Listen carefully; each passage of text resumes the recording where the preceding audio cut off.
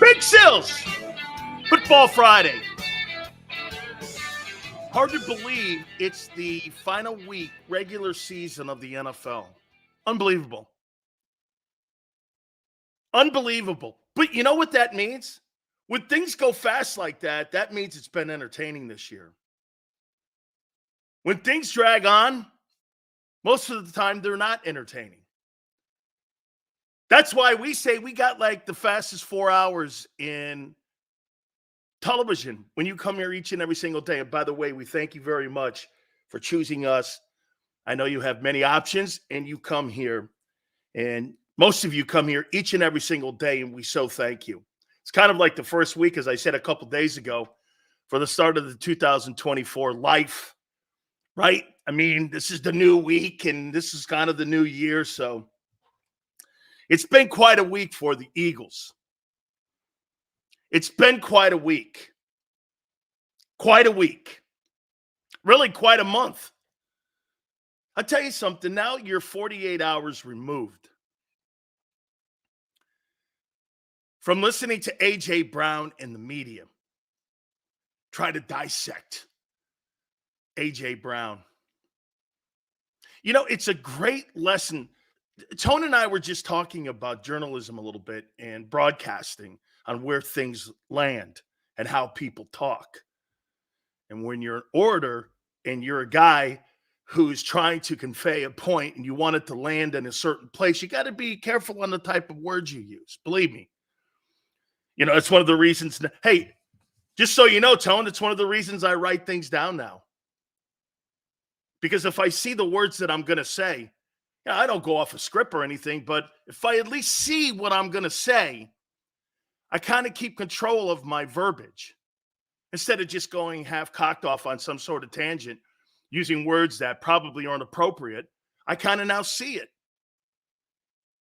It's not editing myself. It's just making sure it lands where I want it to. And I'm getting to a point here. We'll look at Eagles and Giants. We're going to look at the future of the Eagles here in a second. But I want to throw this at you here. What I took away this week from A.J. Brown and the media coverage. You know, I really want to point this out to you before we get going. There's no doubt that athletes and media people are completely different people.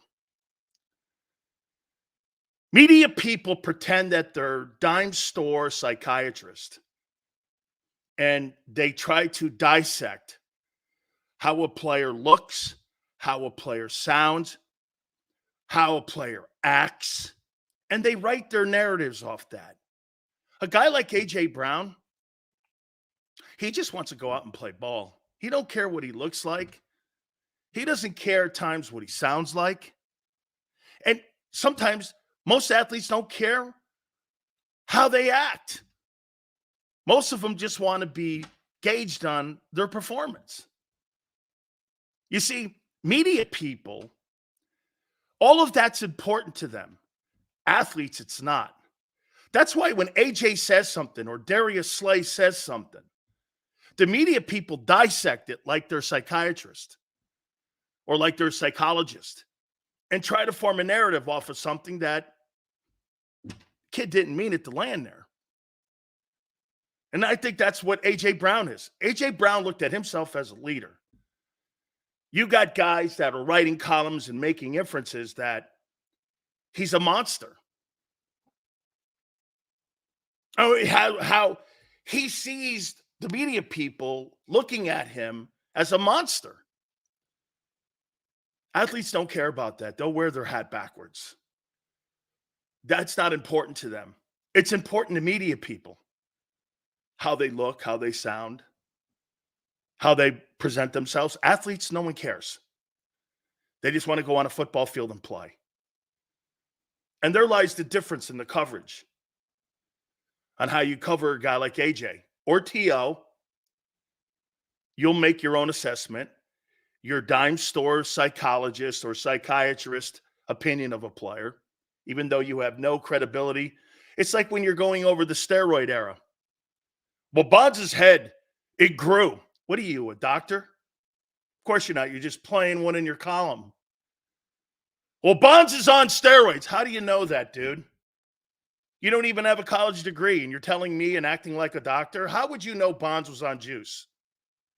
Why? Because someone told you? That was always the rub that I had with that whole Bonds coverage. Okay?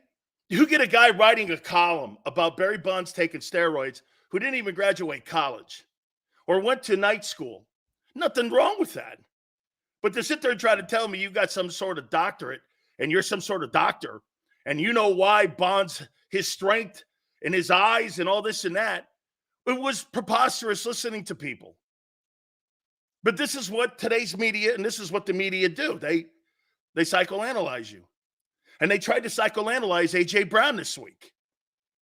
They'll let the kid go out and play. I'll tell you what, if this thing does get turned around, A.J. Brown's going to be called a leader. He's going to be called an integral part of what turned that thing around. Hey, we're all hoping for that. I'm hoping A.J. Brown connected with his team, and his team went, shit, you're right. Aren't you? I am.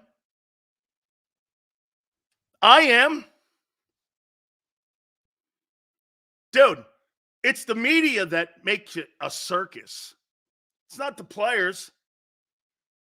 The players are trying to calm the water. The front office is a circus because they're not football people. Look at what you have. You have non-football people covering the team and non-football people directing the team. And you got the players in the middle with the coaches. What'd you think you were going to get in Philly? A great mixture? Think what you have in Philadelphia. Non-football people with your analytics department and non-football people that cover the team. Yeah, I'm sure that's a good remedy for a team that's in a Chernobyl meltdown right now.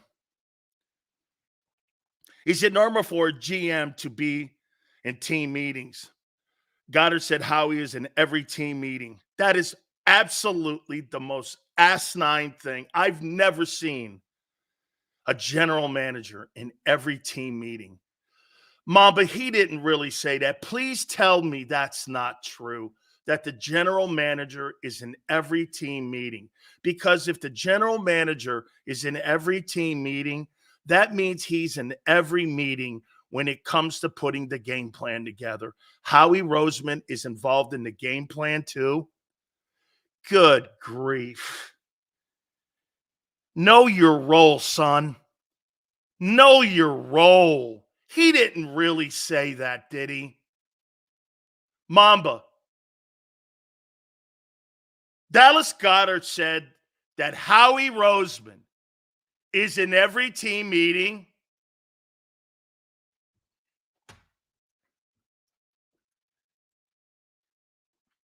I wanted to be positive today. That guy is an ass clown. He is a clown. I saw him at the practice, and that's all right. I've seen GMs at practice. What could he possibly add to a team meeting? It undermines Nick Sirianni. It's like Jerry Jones showing up at team meetings. It undermines Mike McCarthy or any coach who ever takes the helm.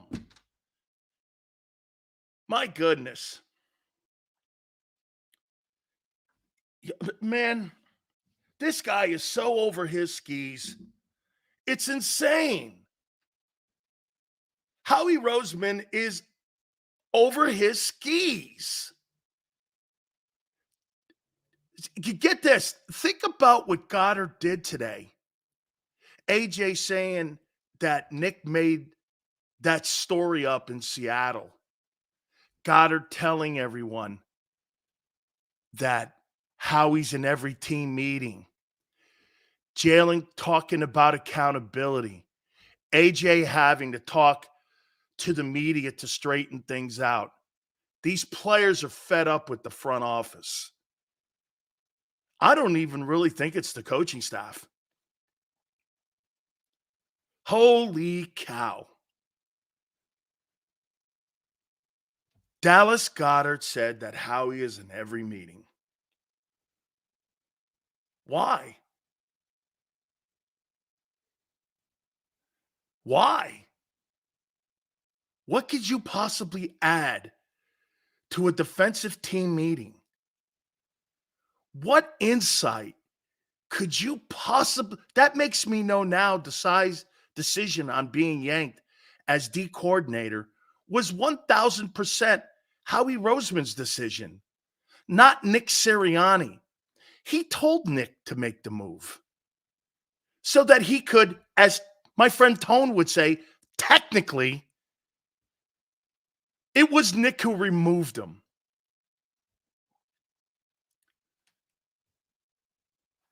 Mamba goes, yes, it's on tape. Man, Howie Roseman's in every team meeting.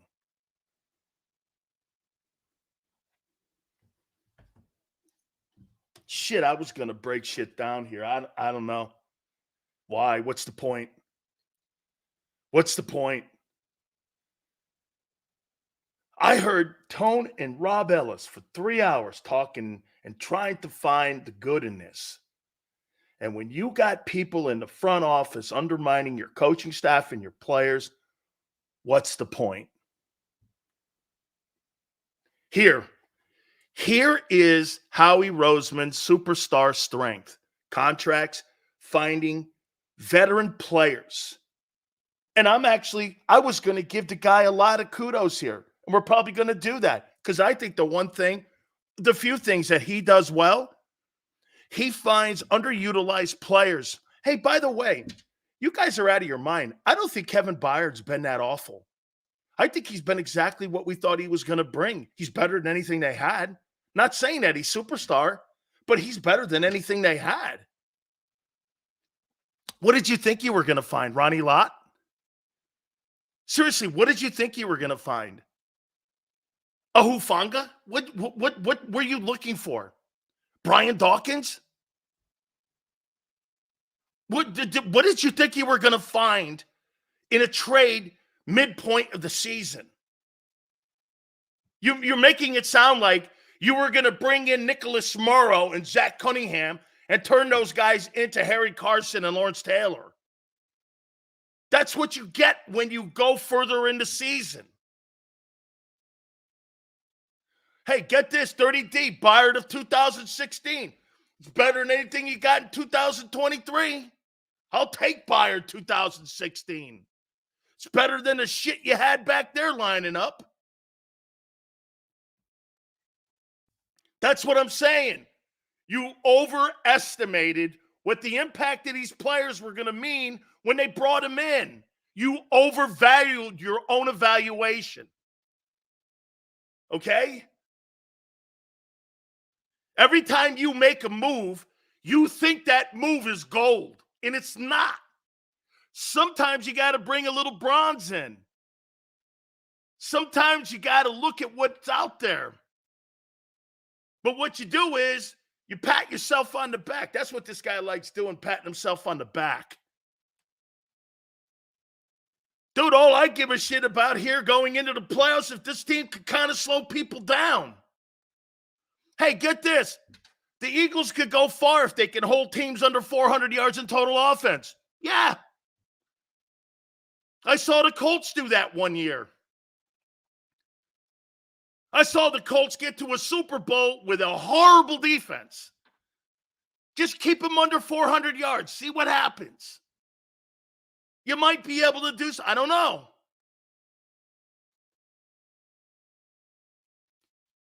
Dallas Goedert said that Howie Roseman's in every single meeting today. That just confirms it even more so. That guy thinks he knows every single thing about football and he don't know shit about it. He's an accountant. I just rewatched. The reporter asked Howie in the meeting when AJ spoke to the team. Goddard said Howie is in every team meeting. Thank you, Mamba. Howie's in every team meeting. What is a general manager doing in every team meeting? Your job that's not your job title. Your job title is personnel, cutting contracts, helping in the hiring of assistant and head coaches, not micromanaging. That's micromanaging. Jesus criminy. Mamba, you took me in a different area, man. I cannot believe that the players are now subtly talking and telling you they've had it. I think personally, the players want this season to end.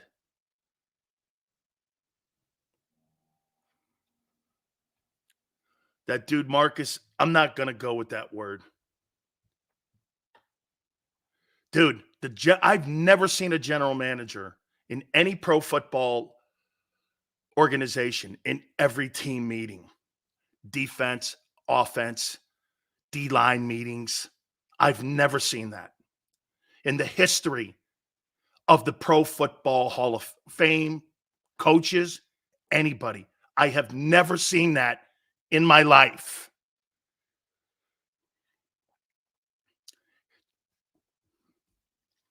He's in team meetings.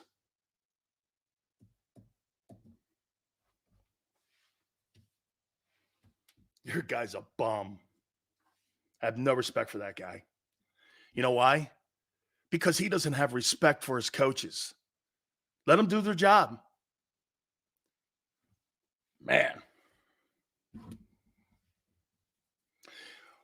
Do you know what the right thing to do right now is if you're a coach and you're a head coach? Hey, Sills, will Hurts get the win on Sunday and break the Eagles' all-time season passing record over 4K? I think it's 4,035. He needs like 197 yards to get to 4K. I think it's 4,065 or 35, the Eagle record for the single season passing mark. So, will he throw for two? It probably has to throw for like 250. Will they keep him in that long? Okay. I don't know. I don't know because I think there'll be somewhat scoreboard watching. Okay. Do I think he throws for 200 yards? I don't know how the game will play out. Okay. For them to allow him. That record's not important compared to his health. 4,039. So he needs roughly around 238 yards passing, 237, something like that, or 233 to pass Wentz, 234. I don't know. It's just going to depend. Okay. It's just going to depend on how I think the Cowboy game plays out. Dan, please keep I immensely respect your opinion on football. It's why I listen. But when you dog us, we win. So please keep. Okay. You win? You've lost 4 or 5. And as I told you, you weren't the team that you were when you were 10-1.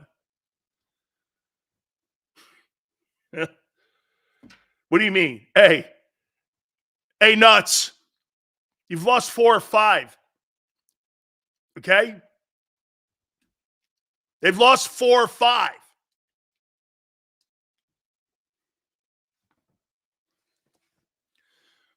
LJ asks a great question. My bosses don't talk to me at all. They trust me to put a show on. I don't have show meetings. I have big sales meetings. They trust me. That's what good managers do. You hire a guy who you think is super talented, and you let him do his job. Now, if I had like multiple guys with me, sure, I'd want to have a conversation, but I would have that conversation. Bosses don't sit in my meetings. So no, LJ. Ask Joe Bell. Bosses don't sit in my meetings. I make the decision on the content. My name's on the marquee.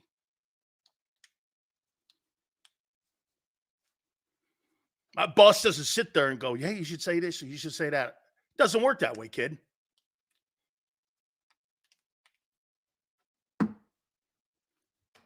They trust me.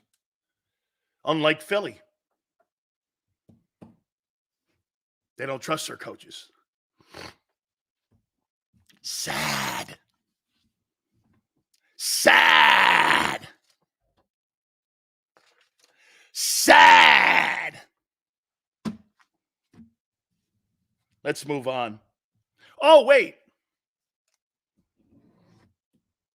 You know, one thing I got to give my good friends before that come on with Sports Take with Tone and Rob, they got great content. They got great content. Dude, Birch 365 does a great job. Okay, Bill does a nice job. Our post-game show is sensational. It's the best in the city. Everybody's different. I love the different shows that we have on our network. I think it's the best network that you have in Philly, by far. Because we're not cheerleaders to the football team. We're not cheerleaders to anybody, really. But you know what? And there's a part of me that agrees. And Tone will be on with us at 3:30, and he can fire back at this. But most of them are like, you're not good enough to take and sit the players. What's more important right now? Surrendering the East and resting your guys? The aging veteran guys that you've, like Josh Sweat, Jordan Davis, who've played more reps than they have in their entire career, and basically give them a week off and a bye, or to play them in a Giants game where they'll probably have to play 60 minutes if you're going to try. And get this, if the Cowboys win, it would have been counterproductive. Doesn't it make sense to surrender and concede the East? More so than trying to sit there and pray that Washington loses? What's more important to you? Winning the East? You're still going to be a wild card team. You're still going to have to play in the wild card. Now you get it at home, but you don't get the rest. But if you rest the guys, you get the rest, and you got to play in the opening round anyway. And you're on AstroTurf up in New York with a chance to get guys injured. Doesn't it make more sense to concede the East fundamentally and sit guys? Give Hurts a break? Maybe you throw Hurts out there to try to get that 4K. Okay? And I got to tell you something else. Let's get into it. Why it makes sense to concede the East. I'm going to show you why. You're going to win the game anyway. Let's get into how I see this thing play out.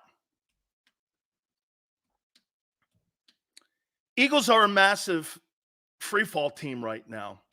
You think a week off would be helpful or hurtful?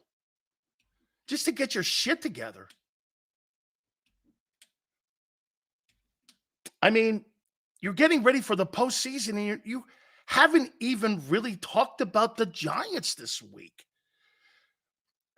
I don't think starters should play on that field in that weather. There's a nor'easter rolling in, too. You know what? Here, tell me if you agree with this. The only thing that the Giants didn't do 2 weeks ago was complete the comeback like Arizona did.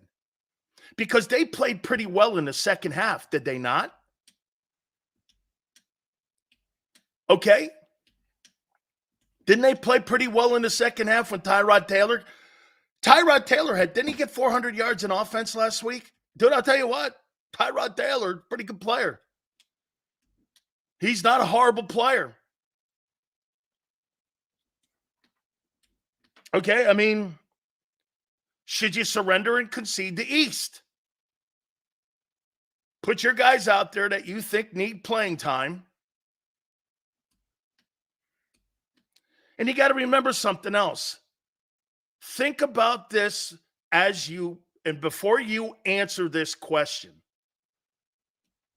Okay? The Giants really have to consider their draft position. If things work out where they lose this game to Philly, do you know there's a great possibility that the Giants could go from the 5th pick to the 2nd pick in the April draft, giving them more latitude on whether they should stick with Daniel Jones, draft a quarterback, get pieces around him. How about signing Marvin Harrison Jr. if you're New York for Daniel Jones? Why in the world would you want to win that game? If you win, you lose. And just to say, hey, we beat the Eagles and I lose draft position is not something I think the front office would be thinking is a good move, since the Giants have made shitty moves in the last 10 years. Why would they want to win that game? What is in the New York Giants' best interest in winning that game when there's a chance they could go as high as 2 in the NFL April draft? Giant players are playing for their jobs. I'm going to give Kathy a Philadelphia Eagle history lesson. Guys were playing for their jobs, Kathy, when you guys were 4-11-1 and Howie sat the entire room, including Jalen Hurts. They pulled starters because he wanted a better draft pick. You forget that? Kathy, he fixed the game so that he could get better draft positioning. Or did you forget that? Howie did it. Why would the Giants want to win that game?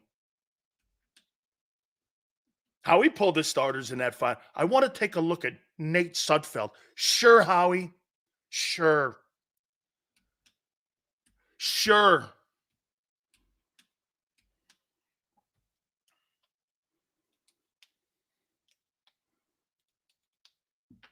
Giant players are worried about finding another job.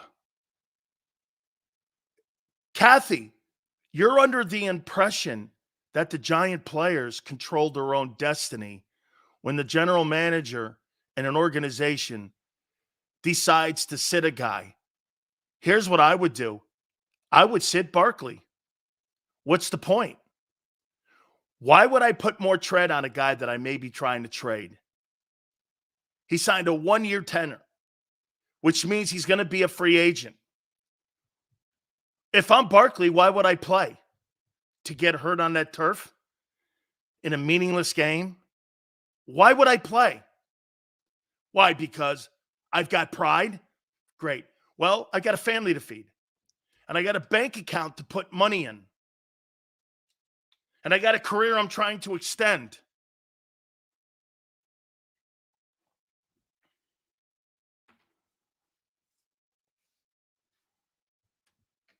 James, I heard that.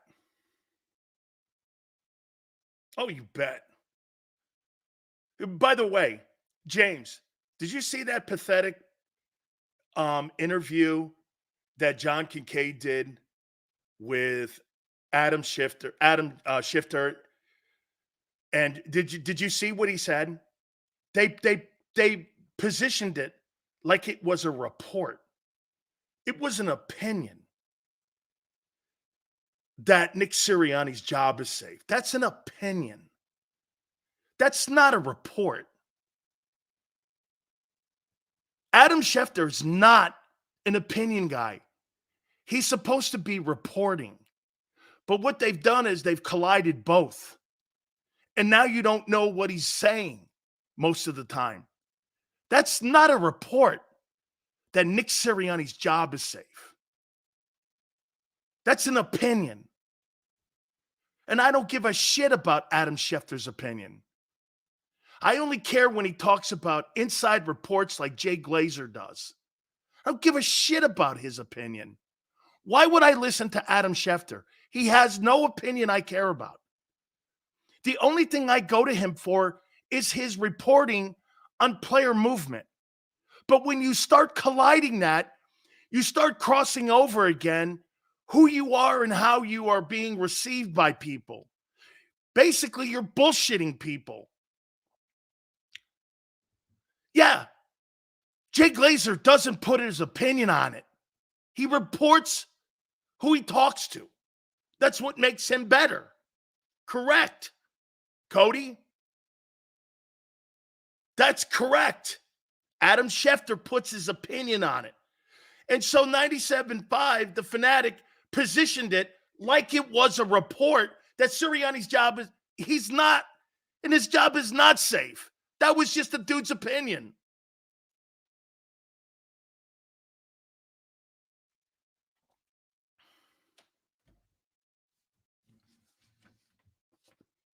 It's an opinion. Okay?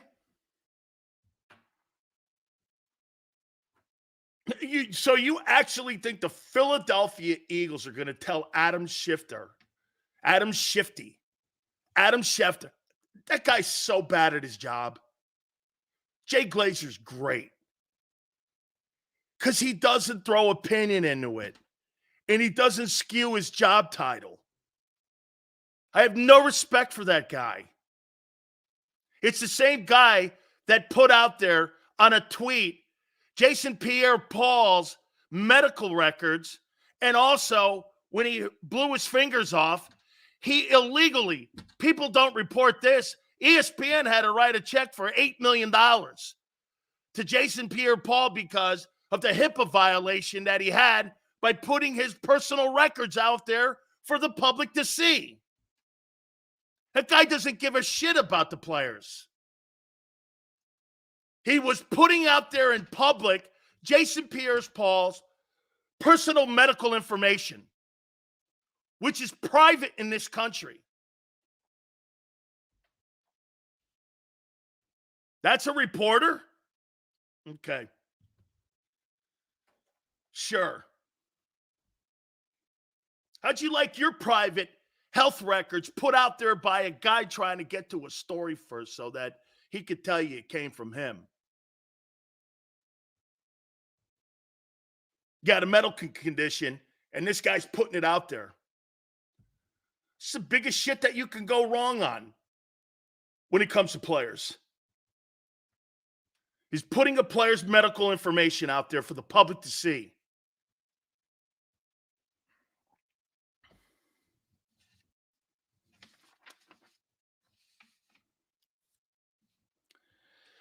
Look, you might want to take the Giants in the points here. It's 4.5, I think.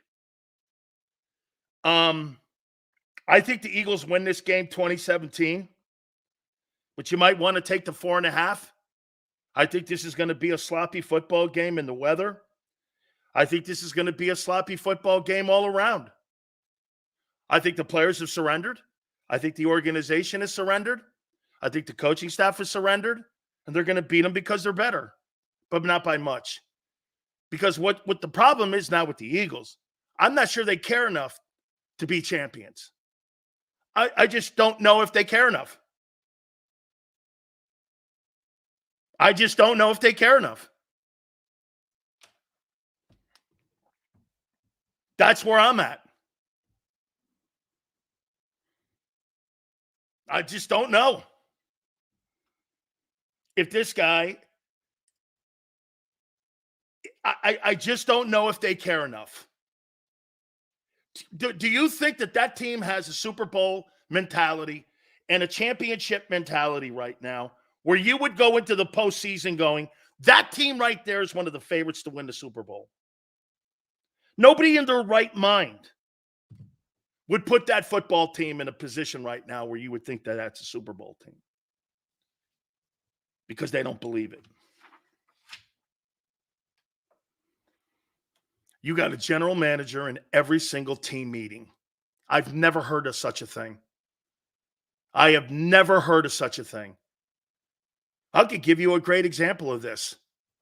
You think Bruce Allen or any of those guys in Tampa, when they won the Super Bowl with Rich McKay and them guys, do you think those guys were sitting in team meetings? I know for a fact they weren't, because I was in some of those meetings. You think Rich McKay sits in meetings, defensive meetings, game plan meetings? Absolutely not. He has never in his life been in one of those meetings, ever. As a matter of fact, I know Kevin Demoff and Les Snead very well in Los Angeles. They're never in any of those meetings, ever, unless invited. Unless invited by Sean McVay. I know that for a fact. I've known Sean McVay since he was 12 years old. I have never seen such a thing. I have never. Hey, I know John Lynch. You think John Lynch sits in team meetings with Kyle Shanahan? Absolutely not. Absolutely not. You know what he's doing? He's setting up the draft board, free agency for March 17th, contract negotiations. Do you know the only thing that general managers are doing right now is determining if you're a bad football team, should we play a player to get an incentive that he may be rolling on? 2013 Ravens were in the same boat as us, lost 4 or 5. You're comparing the Ravens and the Eagles when you have John Harbaugh and Ozzie Newsome as your GM versus Nick Sirianni and Howie Roseman as yours. Okay. Yeah, right. Those are grown-ups. Okay? Those are grown-up men. And by the way, I wouldn't mind Ozzie Newsome in my team meeting. He's a Hall of Fame player. Okay, I mean, hey, if Ozzie wants to step into an offensive meeting and he sees something that can help a tight end, I might want to listen to that. I might want to listen to Ozzie. Not is he one of the greatest general managers of all time, but he's also one of the greatest NFL tight ends of all time. Okay? You got a general manager in every team meeting. What an ass clown. I mean, no wonder nobody says anything. Dude, stop with who's going to be the coach. Should the coach be fired? What are you going to do? Just stop it. Stop it. It doesn't matter. It just doesn't matter. The inability for you to be consistently great, you can't and you're not able to because you're not capable of it. I now know who you are. You're not capable of consistently being great. You have no chance of it. You can't. You're not capable. You don't have the propensity for being great consistently. You can't maintain greatness. 10-1, you fell off the map. There was a great example of it. You went as far as you could, then it fell apart. Perfect example. This year's a prime example of the lack of maintaining success. Right there in a nutshell. 10-1, you fell off the map. Most good teams can rally themselves. Like San Francisco, 3-game losing streak. See, those people all had injuries. Buffalo had bad coaching, and they righted the ship. What's your excuse? Think about this. The two best teams now, because they have won their home field advantages, right? The Ravens and the 49ers. I mean, didn't the Ravens lose to the Colts this year? Am I right, Tone? Didn't the Ravens lose to the Colts in overtime? And I thought there was like a blown call in that game late. I think it was like an overtime game. They lost to the Colts. If I'm not mistaken, I think that team lost to the Colts. Not that the Colts are bad. Not that the Colts are bad. But I think that Ravens team lost to that Colts team. Think about that. What'd they do? Rally the troops. Made more things simpler. The 49ers have a 3-game losing streak. Okay? Injuries. What's your excuse? Howie was my boy a week ago. Howie's never been my boy. Remember something. He's phenomenal at writing contracts. He's phenomenal at finding undervalued veteran players on rosters. Stick to it, kid. As a drafter, he blows. As a meddler, he's awful. He's hit and miss on everything he does. Coaches, players. Coaches, players. Coaches, players. Here's a great example of it. Is this not his MO? Hit on Shane Steichen, hit on Jonathan Gannon, missed on Brian Johnson, missed on Sean Desai. I mean, what else do you need to know? What else do you need to know?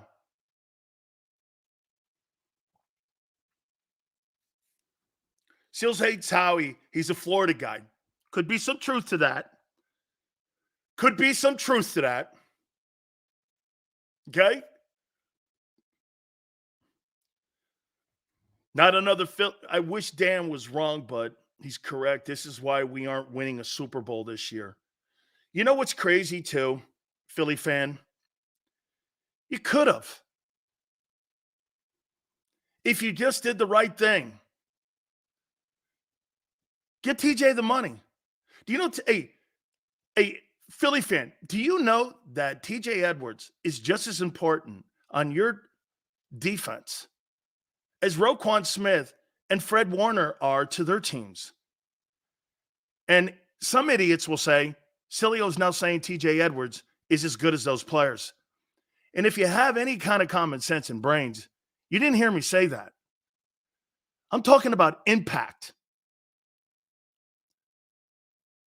I'm talking about impact on a defense. Is TJ Edwards as good as those? Look, I don't have to quantify that. Any common sense idiot would know that that's not the case. But his impact.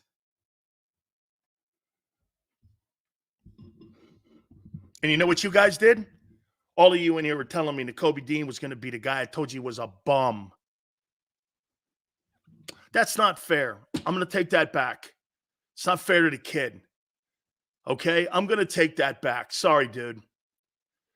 I blame the general manager for putting him in a position to make him look like a bum. He was not ready. I said it from day one. 99% of you in here were telling me he's a molecular engineer or he's some bullshit smart. I don't give a shit about that. Has he played? No. Is he going to be the Mike linebacker? Yes. Okay. He's never played it. 34 plays is never played it. Mop-up duty. And you give him the green dot. The two mistakes you made at that position was entrusting in a guy who can't sustain being a healthy player. First and foremost, you don't even know if he's good or bad. You don't even know if he's good. All you know this for a fact is he can't stay healthy. So you missed on that. Then you let a productive player go that you found and you developed. And you didn't want to pay him $5 million more than what you were paying him. He was making 1.5. You didn't want to pay him $5 million more? Well, he wanted to go home. Stop that. You know how you make a player stay? Give him more money. Dude, look at what they did in Cleveland. They extorted Deshaun Watson. He was never going to play in Cleveland. You gave him more money and a guarantee. Great teams all have former players in the front office. Yeah, and you got bookworms. And you got bookworms. Bookworms. I find that comment, Mamba, to be an absolute disgrace to the. Why have a leadership council when the general manager's in your meetings every day? Dallas Goedert told you basically a meddling general manager is in the way every day. That, can I tell you this, guys? Hey, Khalid, we now know what the problem is. It's Howie. The players have a problem with Howie Roseman. Firing this. Hassan Reddick said, yeah, we had a problem with, the new scheme and all. Code. Howie fired at DC at 10-3. Goddard, he had a general managers in every meeting. Don't you see it? The players are telling you what's going on. You're too dumb, some of you, not to see this.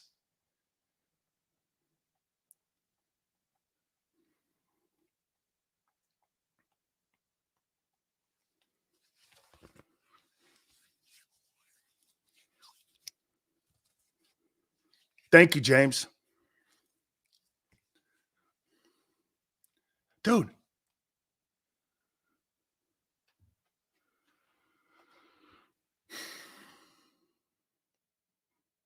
They're telling you. They are telling you the general manager is in the way. You've got players telling you. So the front office is in every meeting, and he runs back to tell Jeffrey Lurie what's going on in team meetings.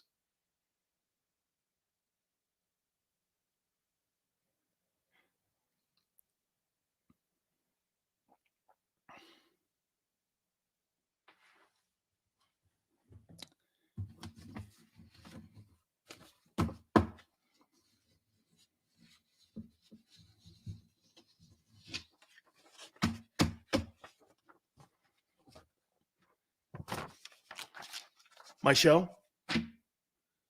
What's the point? What's the point? What's the point? Doesn't matter who you hire. Doesn't matter what you do. This is going to be done their way. You can't think like football people. You've got to think the way that they act. So no matter what it is, you can't think like a football person that is going to maintain success. Know this, my prediction of a 5-win football team will be a fact in 2 years. You're a 5-win football team in 5 years. No, 2 years, excuse me. 5-win team in 2 years. Yeah, of course. You're trending there now. Wait till Kelsey retires. Thank God for Doug. This ain't going to be smooth. Howie's good with contracts. That's about it. Winning a Super Bowl, give him. Here, I'll tell you this, Game Time. Brian, you know what he's great at? Building a veteran roster. I'll give you this, Brian. Hey, look, he's great at contracts. I would give him a total raise for the contract that he got Jalen Hurts, finding Gardner Johnson. Those are all strokes of genius going down into the rock. Those are great. That's a general manager's job. But I would also fire him for the rebuilding or the retooling of that defense and keeping the same scheme and not bringing a higher coordinator or a better coordinator in. That's a fireable offense too. Or putting a And again, I want to be careful with Brian Johnson because you know why? I don't know if Brian Johnson could be a good coordinator or not. Look at Raheem. Raheem Morris now was not a very good head football coach. Here's a great example right here. Raheem Morris was in over his skis as the head football coach of the Tampa Bay Buccaneers. They were hoping to get another Tony Dungy because it looked like it, instead of getting the right guy. Raheem Morris now is one of the best candidates to be a head football coach, and I would hire him in 10 seconds as my head football coach. He would hire a great coordinator. I would love to see him as the head coach of the Chargers. Raheem will know the mistakes he made. He is a quality man. Okay? He is a quality man. Great. But again, you've got to go to the right organization. Dallas Goedert is telling you your general manager is in every meeting. I don't know, I'm going to talk about potential free agents that Howie, and this is an area that I think he does do well in. Okay? And it's his show. I think Howie enjoys the offseason. Hey, do you guys agree? I think Howie Roseman enjoys the offseason more than the regular season because he's more of a star. Now Howie's at practice and in team meetings again. Is he the coach of the team?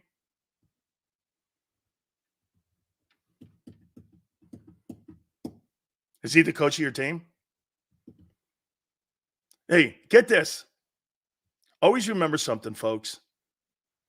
See, I won't be addressing people today. Some of you, most of you are good. Okay? But when a person like me says something and it strikes a nerve, and you've got to call a radio show or post something 1 billion times, you're working. Always remember that. It's called winning. Thank you, Charlie Sheen. It's wonderful. Wonderful. Thank you. We have people that watch the show outside and inside the building. And you know what they do? They wake up every morning and they can't wait for 2 to 6 so that they could type their little hearts out. Do you ever reach over and kiss your wife? Or is it just, hey, I got to get the cells?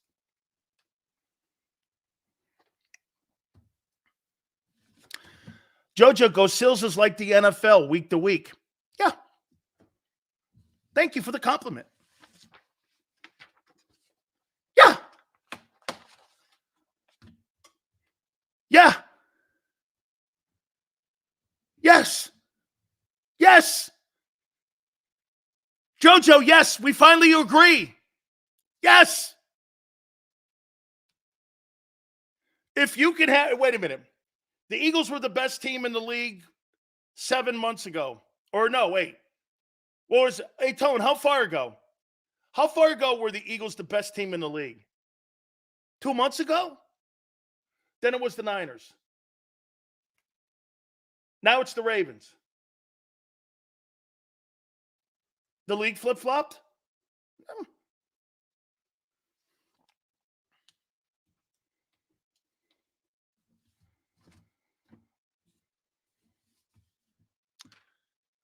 Okay. Here's another one. Who's a better quarterback? Lamar Jackson? It's a great one. Who's a better quarterback? Jalen Hurts or Lamar Jackson?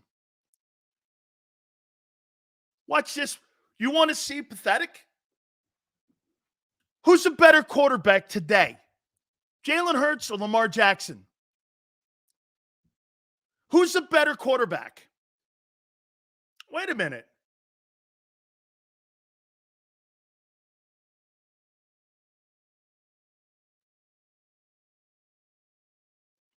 pleasantly surprised.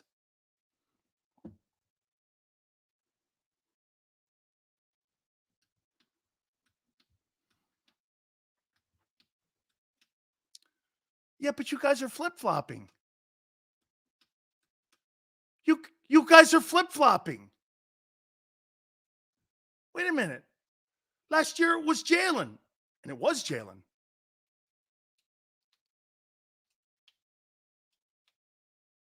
But some people would want to have you say that Jalen's the better player today. He's not.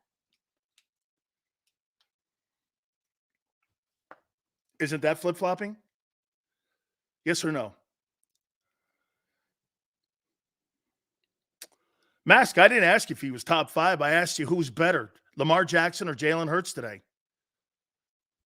Who's a better quarterback today?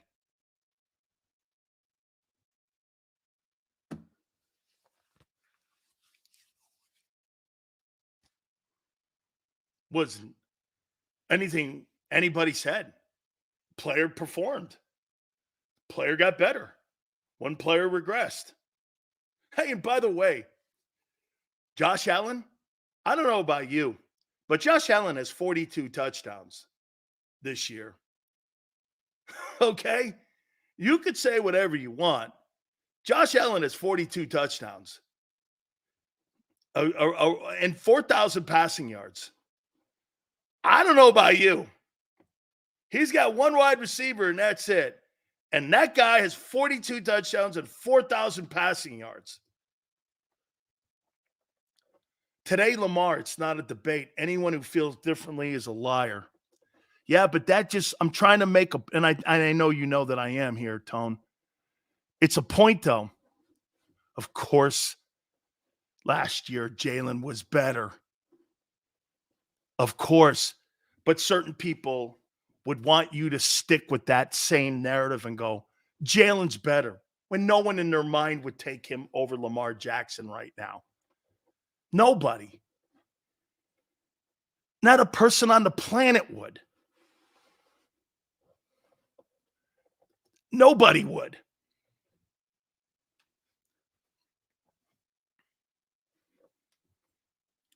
Allen needs more tools around him? Probably. That's why I thought Dalvin Cook would have been a good sign up there. Ravens do? Hey, Ravens have a top flight offensive line. Wait a minute. See what that guy just said? The Ravens have a top flight offensive line. Well, if I'm not mistaken, don't you have 3 Pro Bowlers on yours? Am I wrong when I say that? Don't you have 3 Pro Bowlers on your O-line? You got 3 Pro Bowlers, don't you? There's 3 Pro Bowlers. Dickerson, Kelsey, and Lane. And you could even made the comment that I think Mulata should have been on that. Man, you are very inconsistent. Always find a way to justify your actions. I'm not inconsistent. I'm as inconsistent as the league is. And if that's where you're taking it, so be it, guy.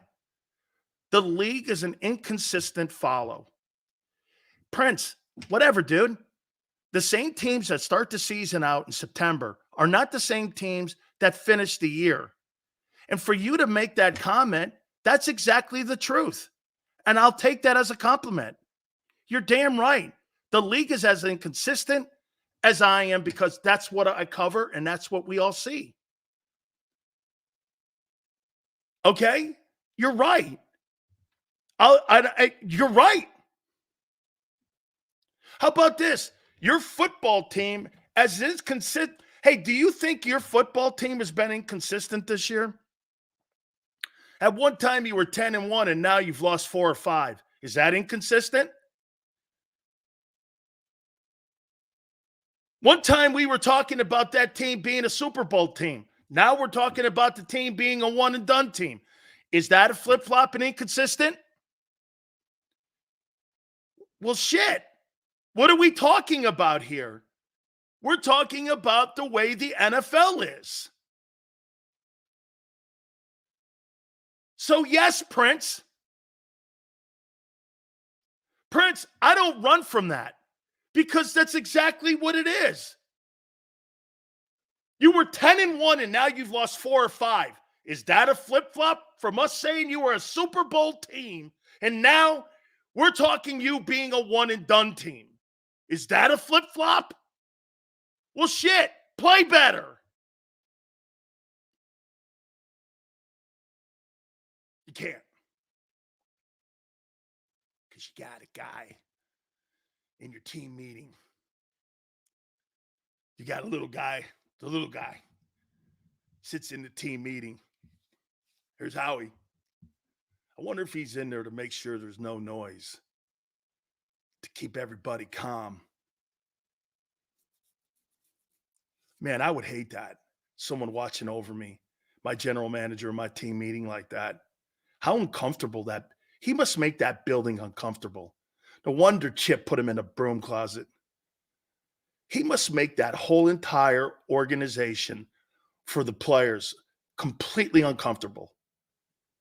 He just must make that room uncomfortable. You know that one guy you have in the room that just makes you uncomfortable? He's it. Okay? He's totally it. By the way, today, our good friend Tone will join us at 3:30. We are going to check in with our friends up at the Rhode Island Hooters. Our friend Emily, big sports person, one of the iconic Hooter girls, is going to join us. That will be at 4:30. The greatest of all time, the Philly Godfather, will join us and help you try to make yourself some big money. Absolutely, my friends. Hey, don't forget, my friend Tone is throwing out a code word right now. Give you guys an opportunity to win yourself some merchandise and also some great gift certificates from our friends at Hooters. Absolutely sensational. Don't forget our lunch specials Monday through Friday, 11:30 to 3. Boneless wings, happy hours Monday through Friday, 4 to 6. Listen, if you don't want to go into any of the places from Rhode Island, down through Jersey, Delaware, all the way to King of Prussia, you can go to the app at hooterstogo.com, get the food, take it with you. Also, find out more information on where the locations are and all the great specials, plus the calendars we have. The 2024 calendars are out with $100 coupons that are inside. You can go to northeasthooters.com. That's northeasthooters.com. Hour number 2. Keep it here, National Football Show.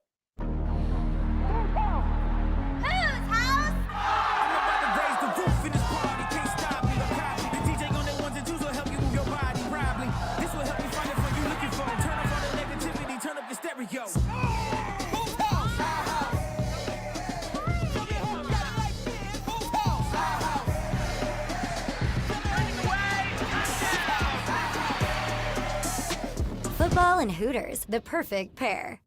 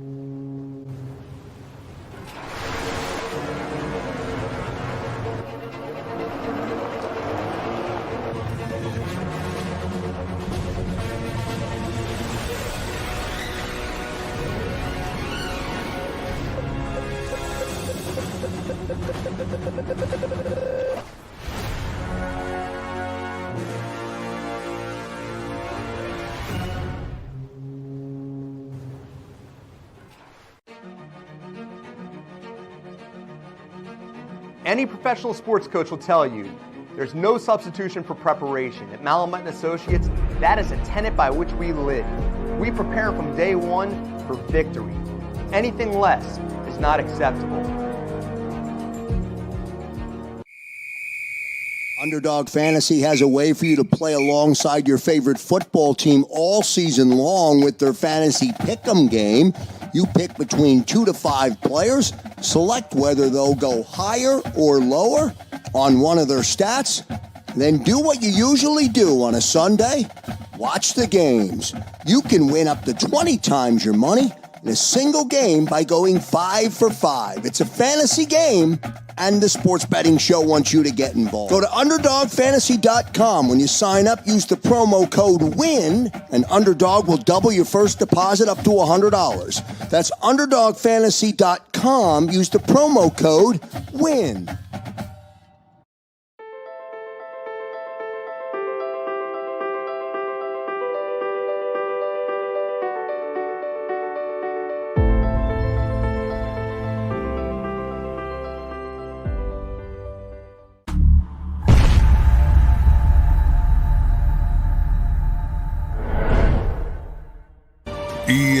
EAGLES, Eagles.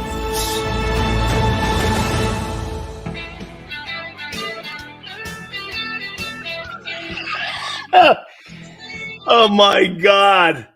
You have to hear this. How much money does Brock Purdy make? $870,000. According to Deseret News, Brock Purdy contract.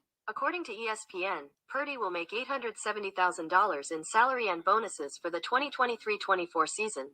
That's tied for last among quarterbacks who started the first game of the season, the article noted. Fully 20 quarterbacks make more than $870,000 per game this year, ESPN reported. 20 quarterbacks make $870,000 or more a game this year. I want to hear that again. How much money does Brock Purdy make? $870,000.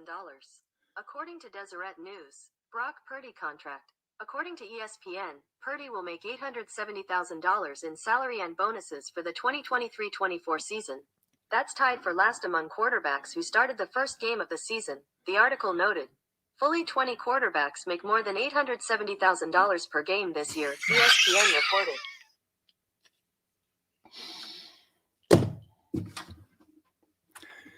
Shit, if I'm the 49ers, I'm happy Trey Lance didn't work out.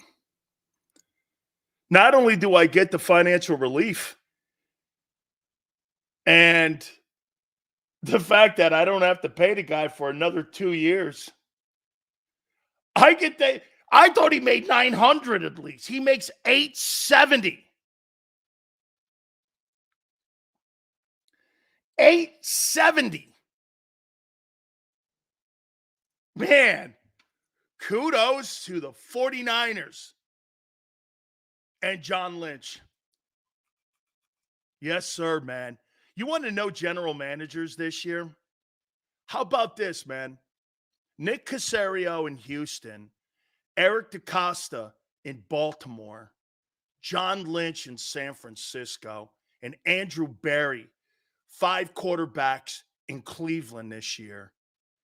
Those are your general managers that you'll pick from for the executive of the year and not that bozo in Philly. Yeah, boy. Look at the job Nick Caserio, with a first-year head coach, could win the AFC South. Eric DeCosta pulled his franchise out of a mess a year ago, had to deal with the player's mom. That couldn't have been comfortable. Andrew Berry with 5 different quarterbacks taking the gamble on Flack. Maybe it wasn't a gamble. Maybe it was a sense of urgency. I don't know. And John Lynch finding Brock Purdy.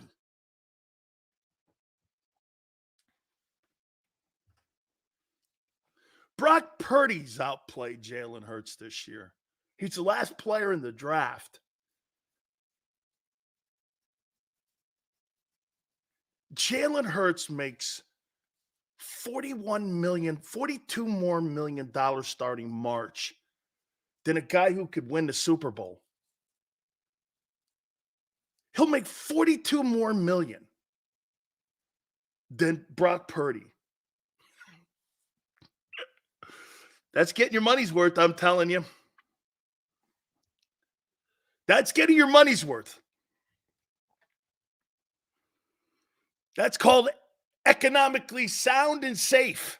Hey, screw the 3 first rounders. Look at the money they get to save. The 3 first rounders completely hurt. But when you find a franchise quarterback, that covers that. And on top of that, the economic impact that he has on the roster where Howie fails. Remember what I told you. Here's a great example of why the 49er roster is stronger than yours and will be stronger than yours for multiple years. Okay? Lamar would struggle with Eagle management. He would, Nick. Here's why you can't sustain success. You ready? When you miss on a wide receiver like Jalen Reagor, the economical impact is felt because your quarterback, or your general manager covers it with a trade. And then he signs him to $20 million. I brought this up yesterday. In the last 2 years, you've paid A.J. Brown $40 million. That $40 million would not have been paid to Justin Jefferson if you had drafted the right receiver in the draft. That money and economics would have went to building your defense back up, to bringing core guys in. And you could have spread that money around. The latitude, basically the 49ers are in the Tom Brady boat right now. Why is that? Well, Tom Brady was a 6th-round draft choice. They didn't have to pay him for 3 years. So what did they do? They took the economical impact, the economics, and the impact that it had, and they put it on the roster, and they built the roster up. They had a balanced roster. They put core guys in the building. Then eventually they paid Brady. And as Brady developed, remember this, there's no Hall of Fame players that are any of those skilled position guys. Brady was the guy. Only skilled guy that they have that they won Super Bowls with is one, Gronk. And he was a 2nd rounder. There's no impact guys that they played with offensively that were wide receivers, running backs, or any of those guys until later in Brady's career. They didn't spend any money. They spent it early when they could. They did the same thing with Russell Wilson in Seattle. Wilson was a 3rd rounder.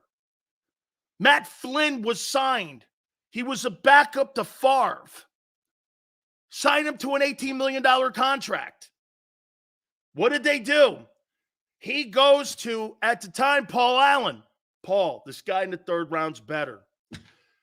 You had guys, Tavares Jackson, making more money than Russell Wilson for 2 years in Seattle. And he was taking teams to Super Bowls. Why? Economic impact on the roster. The 49ers, even with that Trey Lance nightmare, are in a better economic situation than anything Philadelphia will ever have, because you know why? They put the money back in the roster. They put core guys in the building. You have not one core guy. Well, you got 2, if you want to count them. 2 core guys on defense. The rest of them, you have nobody that you could say with validity that'll be here in 5 years outside of Jordan Davis and Jalen Carter. Nobody. Maybe Josh Sweat. You got 3 guys on that defense that you would consider core guys. The rest of them, mercenaries. That's why you don't have sustained success. Would you trade AJ for defensive help? No. No. Wait a minute. It's a good point, Billy Ray. It's a great point. You have really, that's a great point, Billy Ray. You know why? There's precedent. Billy Ray, there's precedent. Look at what the Chiefs did. The Chiefs traded away Tyreek Hill because they didn't want to spend the money. So you know what they did? They reinvested that $20 million on the defensive side, and now their defense is one of the top 10 units in the league. And that'll carry them further going into Patrick Mahomes' career than it will just to worry about the micro. And now they're looking at the macro. So that's a pretty smart move that Veach made along with Andy Reid. They took the hit early now so that they can have the longevity of having core guys on that defense. It's pretty smart, actually. And then in the offseason, they'll draft wideouts or they'll go into free agency and maybe try to find a guy to bring into the building because they do know they need something else to help Patrick Mahomes out. Okay? That right there in a nutshell is absolutely, so you're not wrong. That's actually a smart way to look at it because the Chiefs did that. Okay? Okay? That, to me, there's no question. That is exactly right. That's what the Kansas City Chiefs did. Okay? James, let him keep going. It's okay. It's okay, James. James, don't worry about him. Let him keep typing away. After a while, people have to look at that and just think he's not a nuisance. I actually like it. It's okay, James. He makes no sense. It's okay. He spends his entire day in here for 4 hours typing. So it's all good. So it's okay, James. It really doesn't, I don't care. Or I would have blocked him. Remember that. If it bugged me, I would have blocked him. It doesn't. Remember, that's one thing Tone and I can do. I've never blocked a human being in my life, and I'm not going to start, and I don't care. Or I could. I could just say, block him, and he can go bother someone else. But I don't. Doesn't know. It's only for what? I don't get mad. You would have to see. Prince thinks that I respect him. Remember something, Prince. For you to get mad at somebody, you have to respect them. What makes you think I respect you? What would give you that notion that I do? You get upset with people you respect. You don't get upset with people you don't know and don't respect.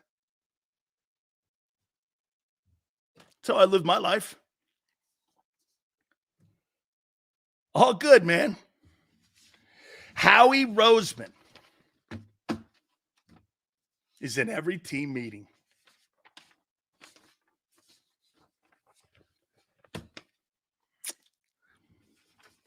Dallas Goedert. Dallas Goedert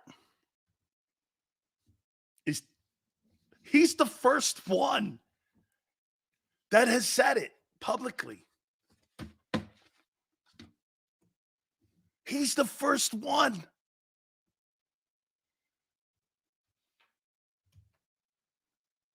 Wow.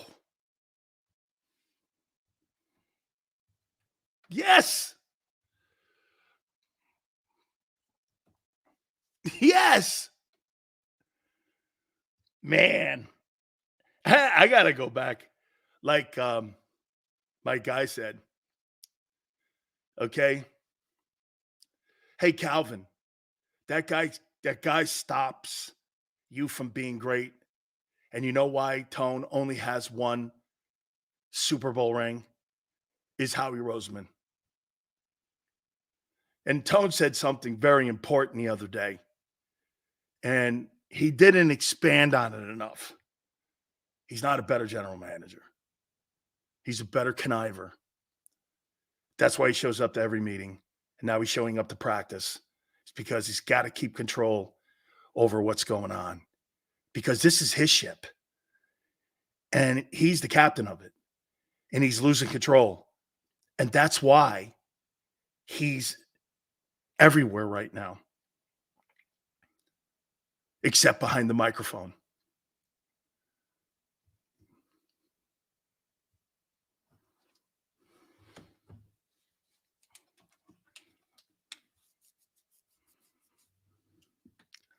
Seals, could you name one positive of the defense last week?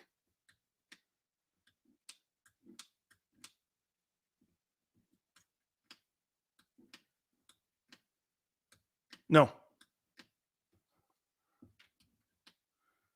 When you don't make the Cardinals punt, what do you want me to say? What would be a positive? What would be the positive? Sidney Brown? How do you give kudos to a team that ran for 225 yards on you, and then you want to single out a player?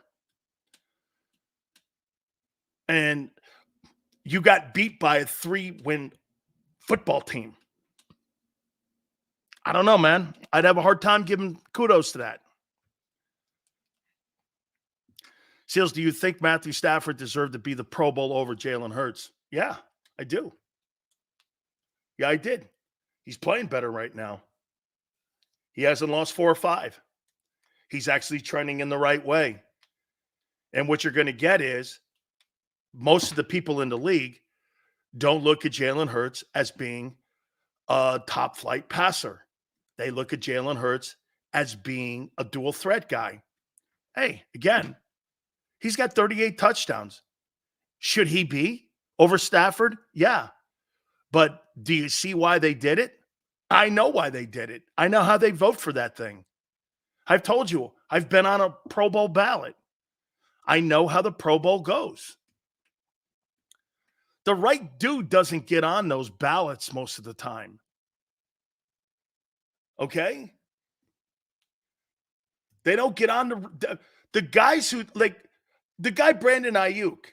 What's he got, 1,400 yards? You think he belongs on that thing? Sure he does.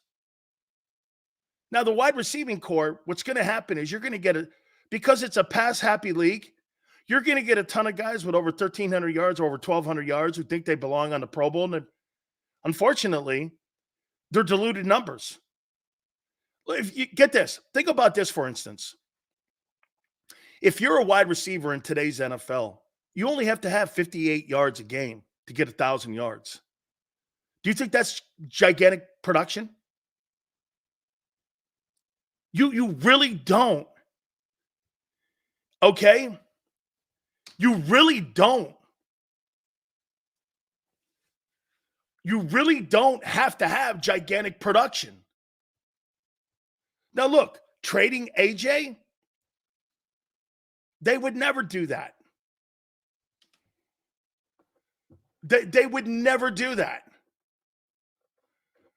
Here's Tone. 23 total wide receivers have eclipsed 1,000 yards with 1 game left to play. Shit. Wide receiving numbers are the most overrated numbers in today's NFL because, again, the rules are set up for you to be a successful wideout. Do you understand that's why the devaluing of the running back is because most kids that go to college today, they don't want to play running back. There's no money in it. The money's in wide receiver. It's actually in 2 positions offensively. Okay? It's 2 positions offensively. Wide receiver and quarterback. Tight end. You can make some dough making the tight end position too. And if you're a tackle, a really good left tackle, you can make some money there. Here's what players go to college to be now. A left tackle, a quarterback, a wide receiver, a tight end, an edge rusher, corner, maybe a DT. Okay, Chris Jones makes a ton of money, but he's like, well, they're starting to make a ton of money at the D tackle position. They're starting to make a ton of money there. Okay? Like Lane making a ton of money at the right tackle position. Okay? The Lane's money at the right, most of those right tackles don't make that kind of dough. They just don't. They don't make that kind of money. All right. I asked you this question earlier, and I want to set it up before I bring my friend Tone in here. And we'll ask him about Howie being in the meetings. But what would be in the best interest of the Eagles? Conceding the East? Resting the players? Giving them a week to get their minds and body right? or to play a meaningless game, especially if the Cowboys win. You would have played a 60-minute ball game for what? You're not going to fix anything with 60 minutes against the Giants. And at the end of the day, why would the Giants want to win that game when theoretically they could get as high as being the second pick in the April draft? Why would they want to win that game? Why? So they could feel good about themselves going into the offseason, having a lesser pick? That doesn't make sense. The Giants, see, this comes to be a problem with organizations. Look, you want to either really suck or you want to be really great. You don't want to be in the toilet bowl that never flushes at 8-9, 9-8. You don't want to be in that. All right. Football Friday, let's get over to our friend Tone. Big Sales, how we doing, sir? Quite interesting and quite entertaining today how some people look at things. Yeah, man. Hell of a day, man. Hell of a day, but it's Friday. I've been looking forward to Friday, man. Looking forward to this weekend. So let's have some good football talk. Hey, have you polished up that Oreo cake yet? Oh my God. I was just talking about it earlier. I ate the last slice last night. Damn. Man, I've been thinking about that thing, man. And you got me this good. This is like the I brought this up to you on Monday, right? And you've been talking about it all week. It's worn me out. Hey, it's worn me out. All right. This organization's starting to wear me out a bit here, but let's go here. What's in the best interest of the Eagles? Do you think they should concede the East, give the players the week off mentally and physically, or play this game? Here's the thing. What's best? Me and Rob talked about this earlier, right? And me and him both agree that we believe they should play. We believe they should play. And look, at the end of the day, we know the Commanders aren't a good team, and we know the Cowboys that they want to win the NFC East, so they're going to probably play their starters. So my thing is, you're still technically not out of the woods yet. You still have a chance at the division, to improve your seeding and at least get yourself a home game or two. So I'm looking at it from that perspective. Also, if you're hurt or if you're nicked up, sit down. I won't play you. But if you're healthy and you're a full go, I'm putting your ass out there, because in my humble opinion, you did make a good point though. What can you really fix in 60 minutes? That was a good point by you. But also, I look at it like this: y'all need to go into the playoffs with some kind of positivity, some level, because if you go in with a narrow victory or a loss into the playoff, I just don't think that's the right footing to go into the playoffs on. So that game could do nothing but harm to you. What if you win that game 20-19 and you hurt two starters on that turf in New York or Jersey? I hear you. I got you. I listen. It's more detrimental to your physical positioning going into that game than it is for you to play that game. So you're looking at it as you made your bed, just laying it at this point. Tone, you have so much optimism, and again, it's waned. It totally has, and I hear it, and I understand. I even see what LJ's saying. I get it. I understand it. However, whether they deserve it or not, we're beyond that stuff. You're not fixing anything, Tone. There's no switch. There's no. No, I've been saying that. There's no momentum. I don't How are think you going to get momentum off that game? Flip. The only thing the Giants didn't do 2 weeks ago was finish the deal that the Cardinals did. That's the only difference, because they could have lost that game too. So yeah, I mean, I don't know. I just feel differently about it. I just look at it as okay. Although again, you brought up some very good points. Albeit to you, but I just feel differently about that last game. I look at it as you still have a chance to win the division, and all you can do now. I will say this though, right? Because both games are being played at the same time. I think it's good not to have the surrender mentality. And that's my thing, right? I think so too. Especially when it's not locked in yet. So both games are being played at the exact same time. Now, I will say this though: if it's third quarter or fourth quarter, and you check out the scoreboard and you see Cowboys up on Commanders 45-3 in the third quarter, okay, I'm sitting guys. You know what I mean? I'll map it out that way.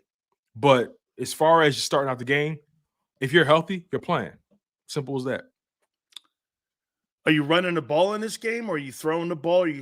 What are you trying to accomplish in this? I mean, is there a thing you're trying to accomplish in this game? Don't you want to make this thing as simple as possible? Trying to get. I want to win this game. If I have to win it by 1 point, I don't care. All I want to do is not get guys hurt. No, yeah, I understand. That's a good question. What's my approach in this matchup? Obviously, you want to win, but as far as my approach, that's a good question. One could argue if you lean on your running game, you probably put more guys in position to get hurt. One could argue if you just come in trying to air it out, you might not win the game at all. So I think in this, I don't want to drop Jalen back 35 times. Right, exactly. So if it's up to me, I'm leaning on my running game heavy. I think what was my score? I had them winning this game 31-23. So yeah, I think the game plan should be very simple. Run the ball, RPO it, some play action here and there. No need to overcomplicate it. You know what I mean? I want to limit as much traction that Jalen Hurts picks up. So I want to keep as much tread on those tires as I can for the playoffs. So I'm going to run the ball as much as I can. Keep an eye on this. You got a 10-point lead with 10 minutes left in the game. Are you keeping guys in, or are you yanking them? 10-point lead, 10 minutes left in the game. With this Eagles defense, I mean, I might need Giants, dude. The Giants don't want to win this game. I know they don't. I know what the players do. The players do. Right. The organization doesn't want them to win this game because there's a shot they could get the 2-hole in the NFL draft in April. Mm-hmm. So they've got to systematically somehow sabotage it. Right. So do you think they start Tommy DeVito? Because that you can sabotage it that way for sure. Because I asked Rob, I said, "Who's going to start?" That's a great call. If you want to sabotage the game, you start DeVito. Start DeVito. That's all you got to do. Just start DeVito. Because if Tyrod went for 400 yards in offense last week. Tyrod almost stole one. You know what I mean? So if they're really trying to, if they're really trying to botch this low key, just start DeVito. Come up with a reason. I don't know. Just come up with a reason. Would you play Barkley if you're the Giants? If I'm the Giants, I don't play Barkley. If I'm Saquon Barkley, I don't play. So, if he shouldn't play at all. I wouldn't play him. I wouldn't play him. I wouldn't play either. You know what I'm saying? You were an organization that tried trading me after you gave me a deal. You didn't want to give me a deal. You don't really like me. You're going to move me. You only gave me a 1-year contract.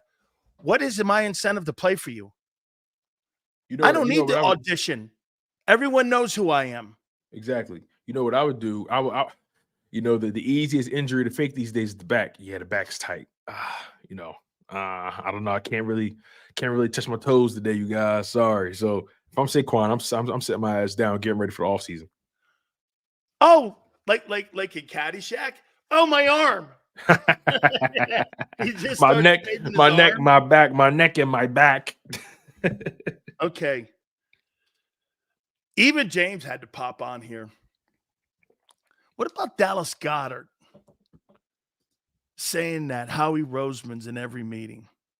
Did he say that really?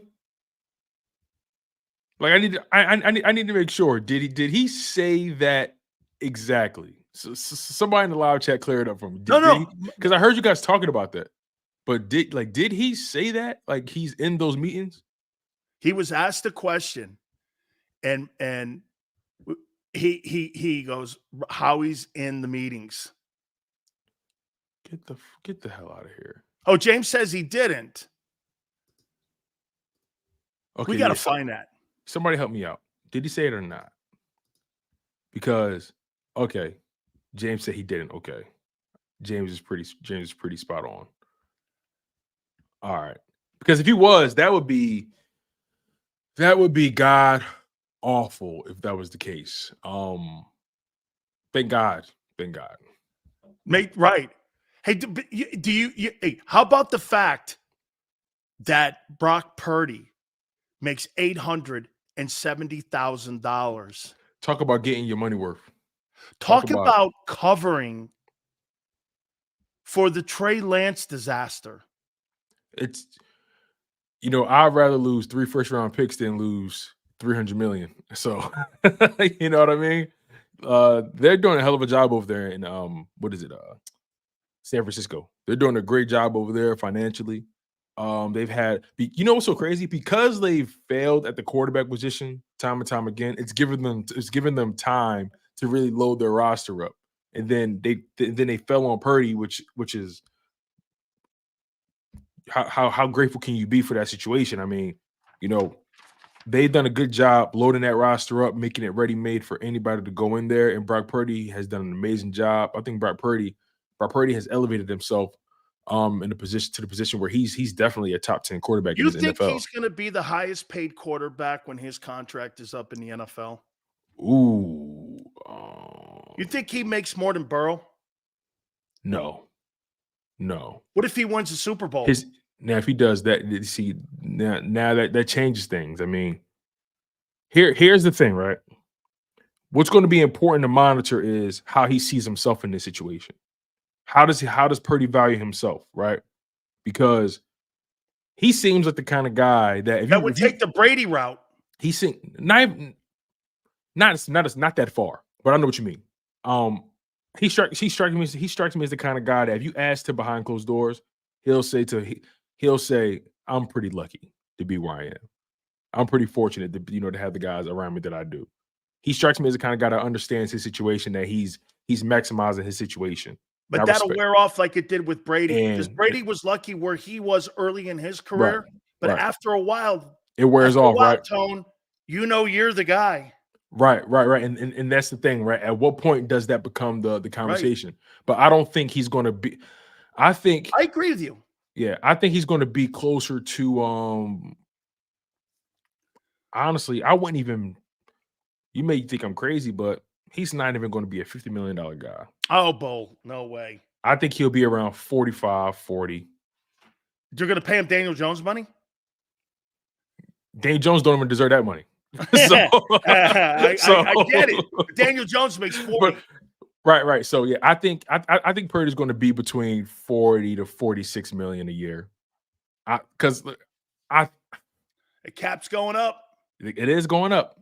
It is going up, man. I don't think he makes more than Burrow, but I think he's 50. Okay, yeah. How about this? Who would you rather have quarterback in your team, Brock Purdy or Justin Herbert? That contract right now makes it a lot easier for you to make that decision. Oh, yeah, but he's a $50 million guy with the Chargers. Right. But I'll tell now. I'm glad you said that.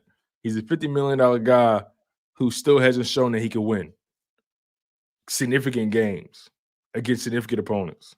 At least Purdy has that, right? He's beaten some pretty high profile teams and high profile quarterbacks. So at this point, with knowing everything that I know right now, I would take Purdy over Herbert because of the contract situation, and he knows how to run an offense, and he wins games. Watch this one, folks. Nope, I already know where you're going. Nope. Nope, don't even ask me. Don't even ask me. Wait a minute. Don't even ask me. Don't even ask me. Don't even ask. I already know where you're going. Don't even ask. Don't even ask. He beat me to the question. Don't even do it. Yeah. We're having a good time here. Don't do it. He won't do it. Wow. Let me say this though. All right. Well, let me phrase it this way. I'm not rolling. I'm not rolling. Go ahead. In 3 years from now, who will be a better quarterback, Lamar Jackson or Jalen Hurts? Okay. All right. Okay. I can roll with this. In 3 years, who will be the because last year Jalen was the better player. Right. Yeah. Granted, Lamar was hurt. Yeah. But To your question, in 3 years, who would be the better quarterback? Man, it's so hard to say, but if I'm basing it off of both quarterbacks' situations, basing it off of basing it off their head coach situation, the way their team is being run, built, the lengths that both teams have done to make sure their quarterbacks have what they need to be successful, and based off of the recency bias, you got to go Lamar Jackson because he has everything. Environment. He has everything trending right for him, from the head coach to the OC to the GM to the way the team is built to the way they call plays based on his skill set. And currently, right now, the way they evaluate talent, the way they've all that. Did you all think that. Zay Flowers was going to be that good? Did I you knew like he was going him to at be. BC? I mean, he went to Boston College. I didn't think he was going to be this good. I knew he was going to be good. Let me make that clear. I knew he would be good. But I didn't expect him to have the impact he's had thus far. I mean, Zay Flowers right now. I mean, what are his stats right now? I mean, he's been awesome. He's got to make the all-rookie team, though. Oh yeah, him at Jordan Addison. They have to. Is Jackson Smith and Jigba, with Seattle. They have to. All right, so Zay Flowers this season, Zay Flowers, wow. He has 108 targets, 77 catches, 5 touchdowns, and he has 858 yards receiving. Now, if he has a big game, well, he's not going to play on Sunday. No. So those are going to be his numbers. So not bad for a rookie campaign. No, but he'll have a Devontae Smith rookie year. Exactly. Excuse me. Like Devontae. Yeah, and also you got to keep in mind Lamar only threw for 3,600 yards this year. So. And look at the attempts. Not a lot of attempts by him. Yeah, for 457 attempps, 67% completion percentage, average 229 yards a game, 24 over his yards per catch. Zay Flowers' yards per catch was 11. Okay. Yeah, out of it was less than OBJ's. Odell Beckham Jr.'s yards per catch was 16 yards per catch. 64 targets, 35 catches.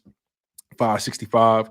I mean, they did a good job spreading the ball. Damn, Zay Flowers had 44 more targets than the next closest guy, and that's OBJ. Wow.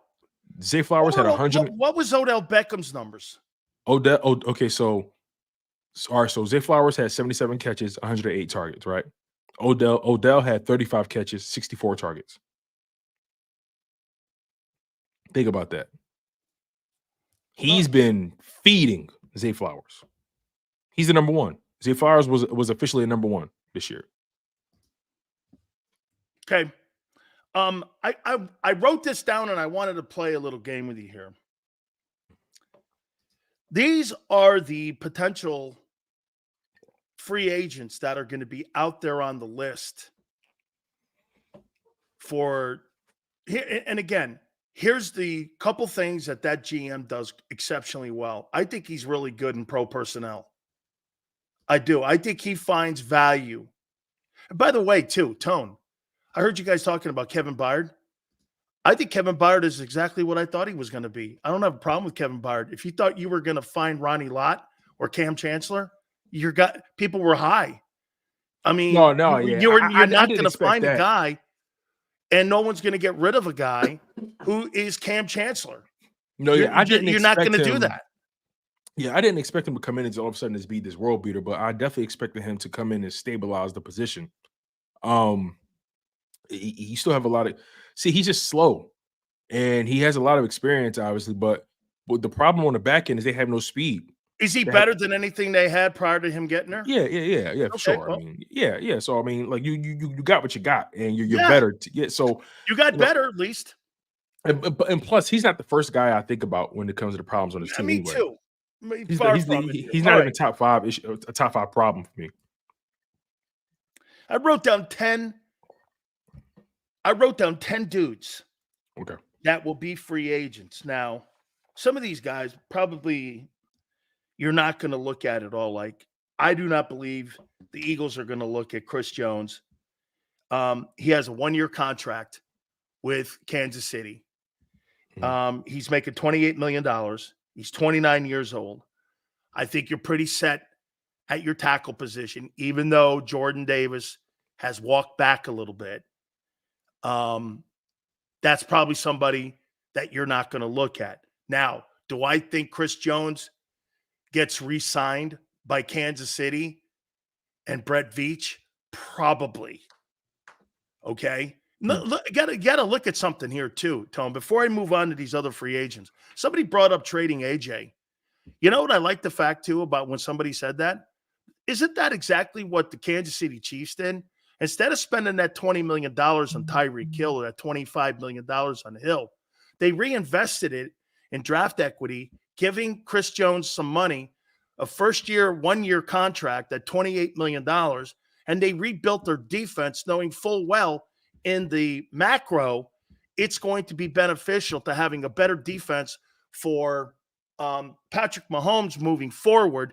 And then this coming off season, they'll either draft a receiver or they'll go and get a free agent receiver to get him more help because Kelsey is starting to slow down.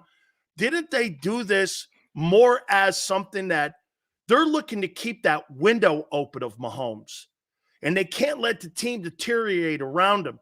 AJ, on the other hand, remember what I told you about the $40 million that you've paid? That $40 million that you've paid, because this is a cap league.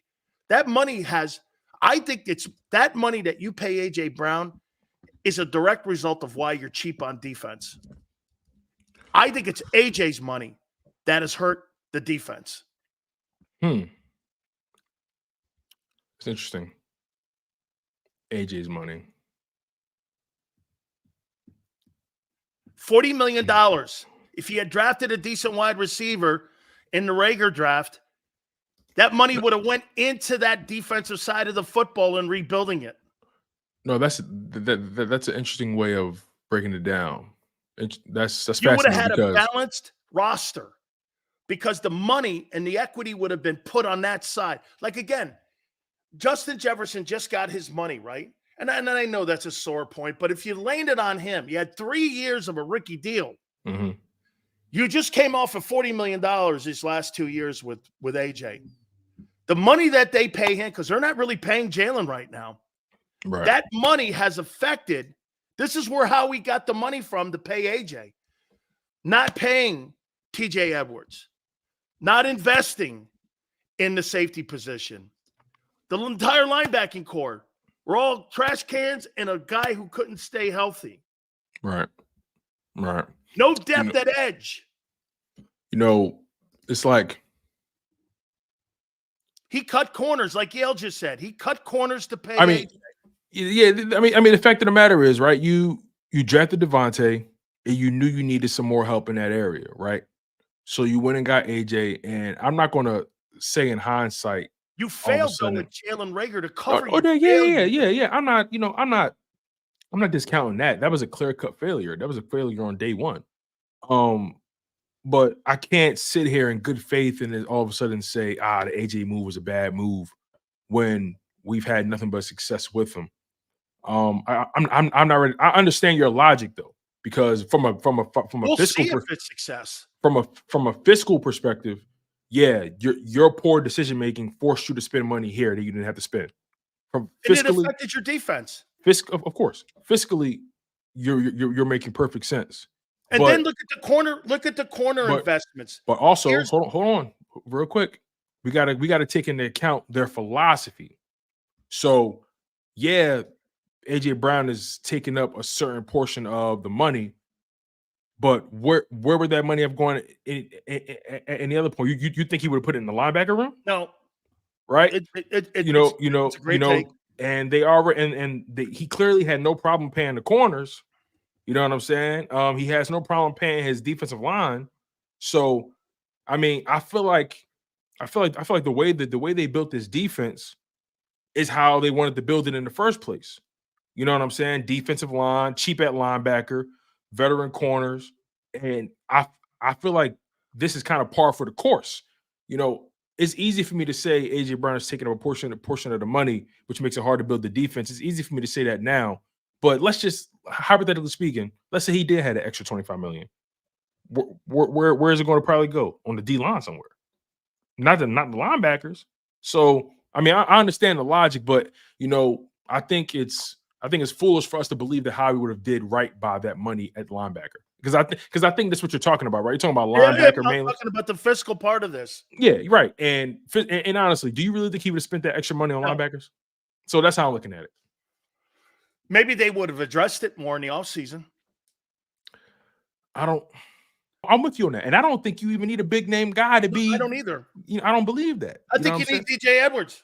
Listen, they could have afforded TJ Edwards. They could have afforded it. They knew they had it. Wait a minute. They could, but they didn't want to. Exactly. That's what I think. They could have, but they didn't want to. Okay, let me throw some of these names at you now, because I think the rest of the list is somebody that we can kind of debate here. Would you throw money at a 26-year-old Josh Allen who makes $21.7 million? He's a free agent. You talking about the guy from Jacksonville, right? Yeah. Yo, he's nice. He's scary, dude. How about you put him on the other side of Josh Sweat and you have him rushing the passer with Reddick behind him? And you got Reddick, Josh Allen, and Josh Sweat, and Davis and Carter. Could have the best defensive line in pro football. Listen, I actually don't think you're going to get home with that. I actually don't think Eagles fans might not like this, but I don't think Reddick gets resigned. I don't think they extend him because I heard you say he has 15 TFLs and 11 sacks. Come on now. I'm with you. I mean, I'm thinking like them. And I'll tell you what, if you want to dump him and sign Josh Allen to a $25 million contract, he's 26, dude. And that's my thing. I think they want to get younger. And when when Hassan Reddick's contract is over, I think he's 32, 3 or something. You know what I mean? I'm not saying he's a bad player, but I'm trying to put myself in the mind of a guy who's thinking about the money, the longevity. They want to get younger. You know what I mean? Hassan Reddick is great at what he does, great, spectacular, but he's limited, right? So, I don't know. And also, there's a lot of contracts coming up that same season. Matter of fact, we can look at it right now. As far as contracts that are active, let's think about this. So, contract terms. All right, here we go. So, as of right now, Hassan Reddick, give me 1 second. I think he's got another year. Because it was a 3-year contract he signed. All right, 2024 free agent. Okay, let's go to 2025. He's got another year. All right, here we go. Here's their 2025 free agents. 2025.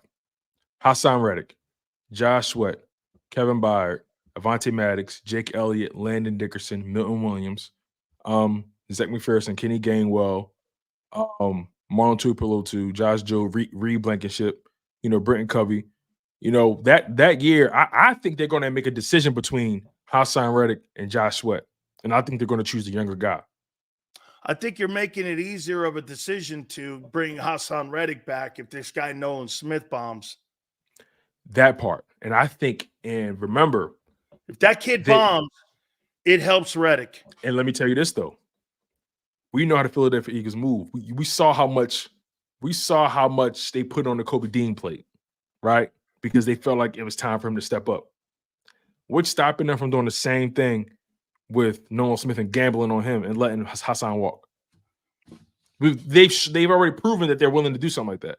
They let TJ walk, a guy who had experience, to put in the Kobe Dean, a guy who had none.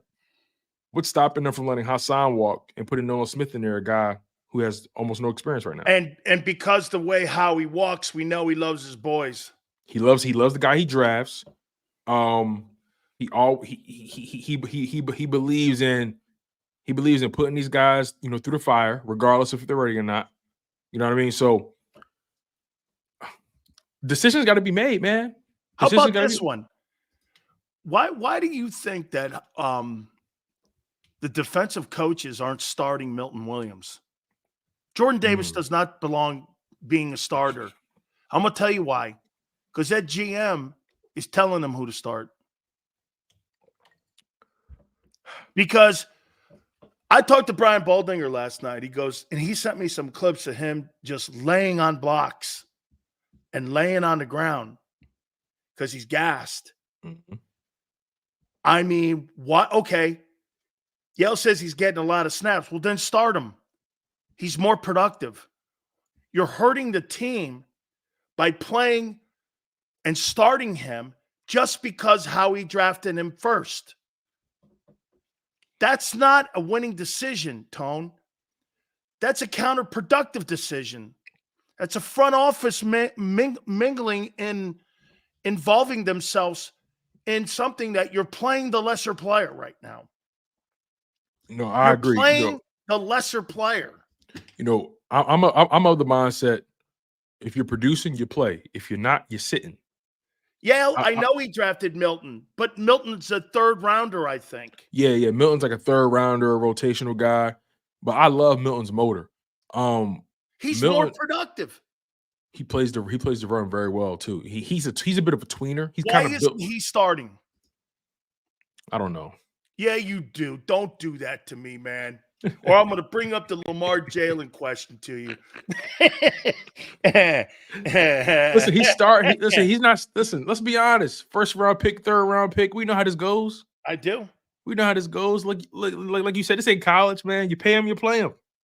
You pay him, you play him. And you draft him high. Yeah, you draft him high, you play him too. So, it's like, what do we like? This is the part of the Eagles that frustrates me because it always feels like we're talking in circles, right? It's like we know who they are, we know how they think. Why do we like? I know.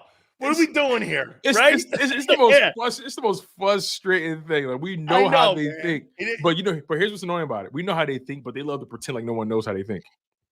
They think they're moving like spooks, but in reality, no, we know exactly who you guys are. And listen to this though: the 2026 free agents will be Jordan Mailata, Dallas Goedert, Darius Slay, James Bradbury, Devontae Smith, Jordan Davis, if they decide not to pick up the option, which they will. Cam Jurgens, Nakobe Dean, Grant Kakatera, and Eli Ricks. So they got some over these next 3 years. They're going to have to make some heavy decisions. Obviously, I think Mailata comes back. I don't know, man. If Dallas Goedert has no seat, 5-win team. Man, don't say that. I'm not claiming that just 5-win team in 2 years. Hey, listen, man. Don't you want the show to be entertaining, man? That's a tremendous point. No, I do not. Listen, man. No, you want them to win. Oh, I see. So you're gonna kick it back at that way on me. All right. I'm just saying. You say it all the time, right? Look When at this guy here, man. When they're winning, it makes this show way more robust. You know what I mean? Chills, you want a 5-12 team to talk about? I do not. Right. We could be in Chicago, or we could. Oh yeah. Oh no. Honestly, or South Carolina or something, North Carolina. Hey, how about this one? I know everybody, when I first said his name during the trading deadline, everyone's like, who? I love this Jalen Johnson kid. Yo, he's a Pro Bowler this year. 15.7. He's a free agent. He's 24. You talking about the corner? You talking about the corner from Chicago, right? Yeah. He's a Pro Bowler this year. I know he is. And he was on the trading block. That means the price just went up. Okay. Well. No, I'm with you. You need youth right there. He's 24. And obviously you can't draft him. So you might as well trade for him or sign one. I respect the GM. I respect the team that knows their limitations and they say, look, we suck these guys. Let's just sign one or trade for one and call it a day. You know what I mean? I respect teams that understand where they suck at. I respect anybody that knows their weaknesses. How come the Eagles can't figure that out? Man, oh man, don't get me started. They got all right, here's another one.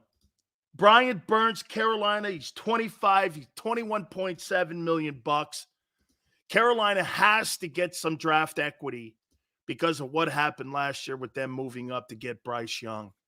This is the third year in a row they've got this kid on the trading block. Would you look at him? Yeah, I would look at him. I mean, especially if you're considering moving on from Hassan Reddick. You know, you go younger. Would you trade the 25th pick in the draft for him? For Brian Burns? Yeah, 25. He's a Pro Bowler. 25th overall pick for an edge rusher who's already solidified. How old is he again? 25. 9 times out of 10, you sign him. I'm sorry, 9 times out of 10, you trade him. You sign him as well. That's going to be a sign and trade situation. What do you think he's getting? Like 21.7. You think that's his market right now? I think he's going to get around 28 million. Because I'm curious now. Let me see something. Because I wouldn't mind me right now. Is last year of his contract in Carolina is 21.7 million. All right, yeah, Brian Burns. Okay, all right. 2023 base salary of 16 million. Okay, let's see here. All right, market value right now. His market value right now is 21.7 million. 5 years, 108. You think that's an annual salary too? You think Howie Roseman is going to pay somebody 21 million on a? Again, I'm trying to think like him. I'm trying to think like a winner here. You're trying to think like a dime-store salesman here. I'm trying to think like him. Okay, well then he's out. Shit, everyone on this list is probably out there. But here's my problem, right? You got to pay to play. You got to pay to play, baby. But you know see, what I'm saying? Wait a minute. And Tone. I would make the move. But Tone, he's done the right thing on Jalen's contract, and he's not doing it the right way. If he wastes his opportunity, stroke of genius in that contract that you're not utilizing. I would make the move, but actually, what I would do, forget Brian Burns, I'm going after what's my man in Tampa Bay, the linebacker, Antonio Winfield Jr.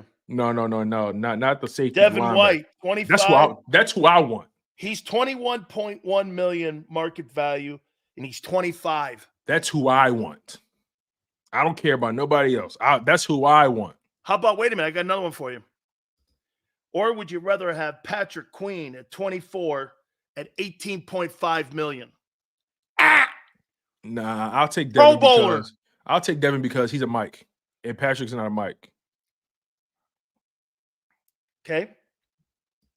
Even though I would love to have Patrick, don't get it twisted, but I want a Mike. You know what I mean? I want somebody that's going to orchestrate that defense. How about the Jarvis Swede, Kansas City's 26? Oh, the corner. L'Jarius Sneed. Corner, 11.8. He's solid, man. He's Maybe better than Pro I thought Bowl. he was. He's better than I thought he was. Like, he's better than I thought he was. I actually think the Chiefs are going to bring him back. Probably. I think they're going to bring him back. Probably.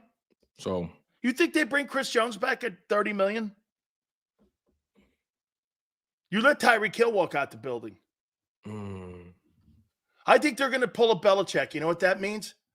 They ain't going to pay top dollar for guys when you got Patrick Mahomes in the building. At this point, right? No way. I think they'd rather draft a DT and move him out and trade him and let someone else pay him. They did the same thing with Darrelle Revis. They didn't keep Revis. Hey, remember when Stephon Gilmore wanted more money? He was the player of the year in 19. They moved his ass too. See, here's the thing, right? They've already shown that they've already shown you said it earlier, the precedent has been set. Yeah. They've already made it clear that if y'all can't agree on a number, they'll trade you.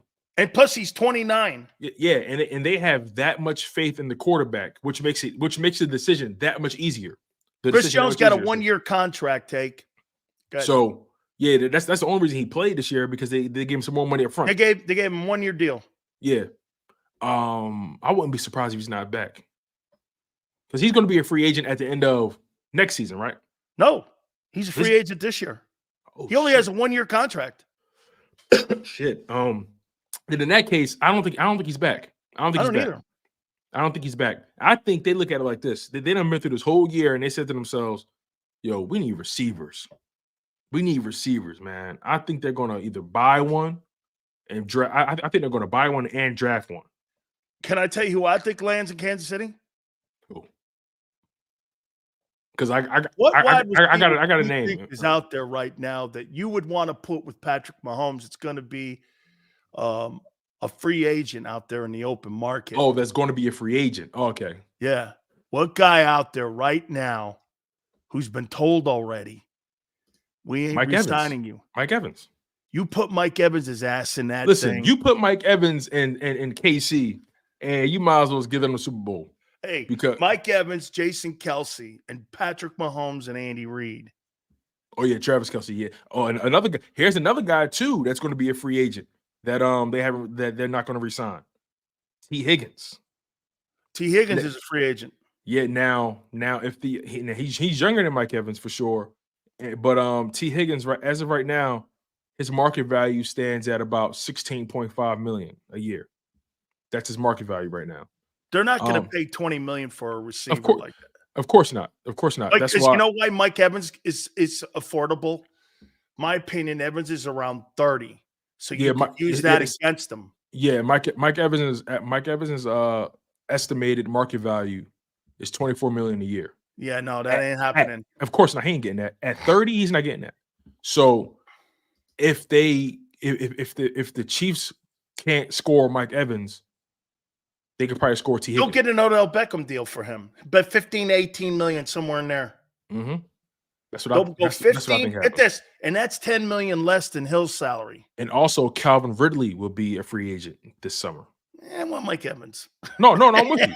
But you know, I'm giving you up. You know what I mean? I'm kind of like trying to stack the options, right? And also, Tyler. See, this is a good wide, in my opinion. If you look at all the free agents at wide receiver, this is a good wide receiver class at free agent. What do you think the Eagles do at 3? At the 3-hole wideout spot on the roster? That's a good question. Do you think they just don't address it? It's not going to be a big money guy at all because, but it can't be an old guy. No, I don't think he's going to be old, but he's not going to be expensive either because they still got to pay Devontae. You know what really effed that whole Arizona game up for a player? What player got jobbed the most out of that game?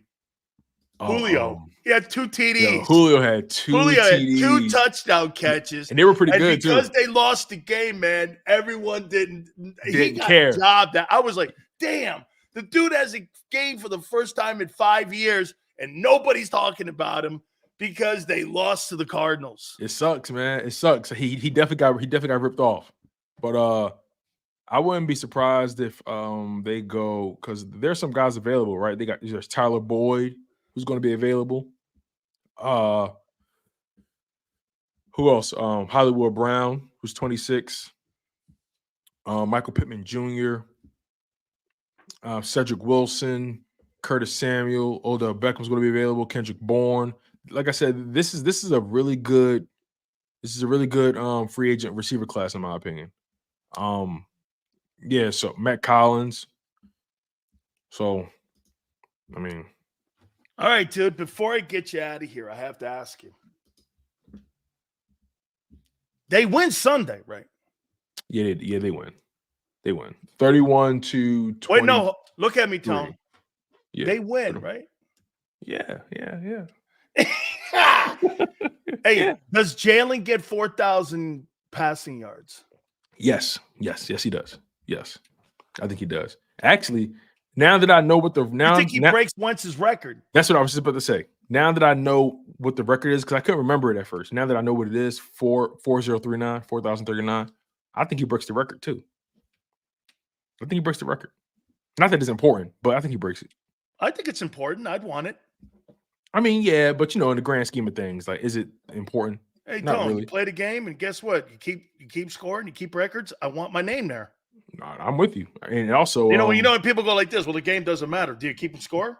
You said keep and score? When people go like this, the preseason games don't matter. I go, are you keeping score? The guy goes, yeah, well, then I want to win. I mean, I'm not doing this just to look good. Yeah, I hate when people say preseason doesn't matter. I hate it. Well, the game doesn't matter. Are you keeping score? Yes. Well, shit, I want to win. Right. Is somebody making money because of it? Yeah, like, it matters. But yeah, I think I think Jalen Hurts goes for 3 passing touchdowns, 1 rushing, and he goes for and he breaks the record. That's what I think. All right. Hey, that's what I think. Hey, can you believe this between Josh Allen and Jalen Hurts? Both these guys aren't Pro Bowlers.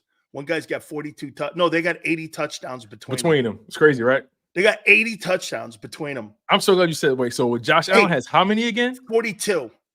Josh Allen got 42 touchdowns. He's got 27 passing. Him and Jalen both have 15 rushing touchdowns. But guess what? And also their passing yards are pretty pretty Yeah, close. he's too. got 39.87, and I think Jalen's at 38.03. 38.03. Yeah. Jalen's at 38.03. Allen's at 39.47. You want to know why? Like the people, no one cares, 80 right? touchdowns between the two of them. And also their attempts are pretty on par too. Jalen has 522 attempts. Allen has 541. Allen has 355 completions. Hurts has 345. They're both currently completing. Jalen's completing 66% of his passes. Allen's completing 65% of his passes. You know why they're not talking about him like we're talking about him, right? Turnovers. Allen has 19 turnovers on the season, and Hurts has 18. So wait a minute, watch this. Listen, hold on, wait. Time's out. Did Josh Allen and Jalen Hurts have an identical season? Yeah. What the? Yo, who would have thought we'd be having this conversation? Like, did Josh Allen and Jalen Hurts just have an identical season? That is ridiculous. So wait a minute. So 40 turnovers between the both of them, theoretically. Yeah. 18 and 19. So touchdowns.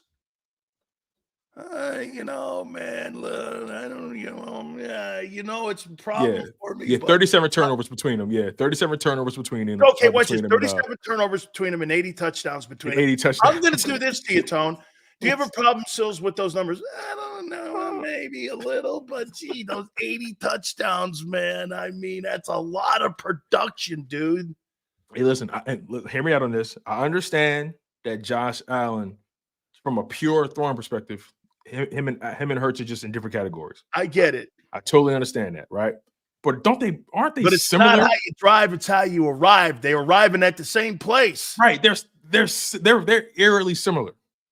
They're eerily similar this year. But overall, man, I think Allen's a great quarterback. I think Hurts is a great quarterback. 80 touchdowns. You know what? The MVP should really be between Allen and Hurts. It should be between those guys, but the turnovers is holding back. If they had half the turnovers. Can you imagine if Hurts had 9 turnovers and Allen had 10 for the whole season? 80 and 19. And 80 touchdowns between them? It'd be a freak show years. That's why I'm looking at Jalen Hurts' season like, oh my God, 18 turnovers, bro. You had 38 touchdowns on the season. You got it just overshadows it. It overshadows an amazing year. The problem really that you're looking at, though, with Jalen, that it's wobbled so much this year. And when they got rid of Ken and they put Joe Brady in there, he just looks different. He's still turning the ball over. But you know what I think his turnovers, like you said, not every turnover is a turnover where it's going to be impactful. I think his turnovers are less impactful now than what they were earlier in the year when he was forcing the football into double teams. So I just think Jalen's turnovers have become more detrimental to the team in the second half of the season, right? Agree. Yeah, I agree. 80 touchdowns between them two freaks, and they're not Pro Bowlers. Yeah, I will say this, though. Obviously, like Allen has less rushing attempts, but he has less rushing attempts and less rushing yards. But regardless, though, they both accounted for 49 or more first downs running the ball. That's insane. That's insane. That's insane. Hey, come on, man. I mean, if you start talking that kind, how many first downs? So between them, all right, in 2023, just rushing the ball. Wait, did you say 49 or 39? So, all right, Josh Allen this season has accounted for 49 first downs running the ball. And Jalen Hurts has accounted for 67 first downs running the ball. That tie is a career high for him. He had 67 last year. So you two guys have accounted for over 100 first downs and 80 touchdowns. Is that right? Yep, running the ball. And that's just running the ball. Hey, man. Hey, Jalen had a better year than I. Hey, dude, them two dudes are freak shows.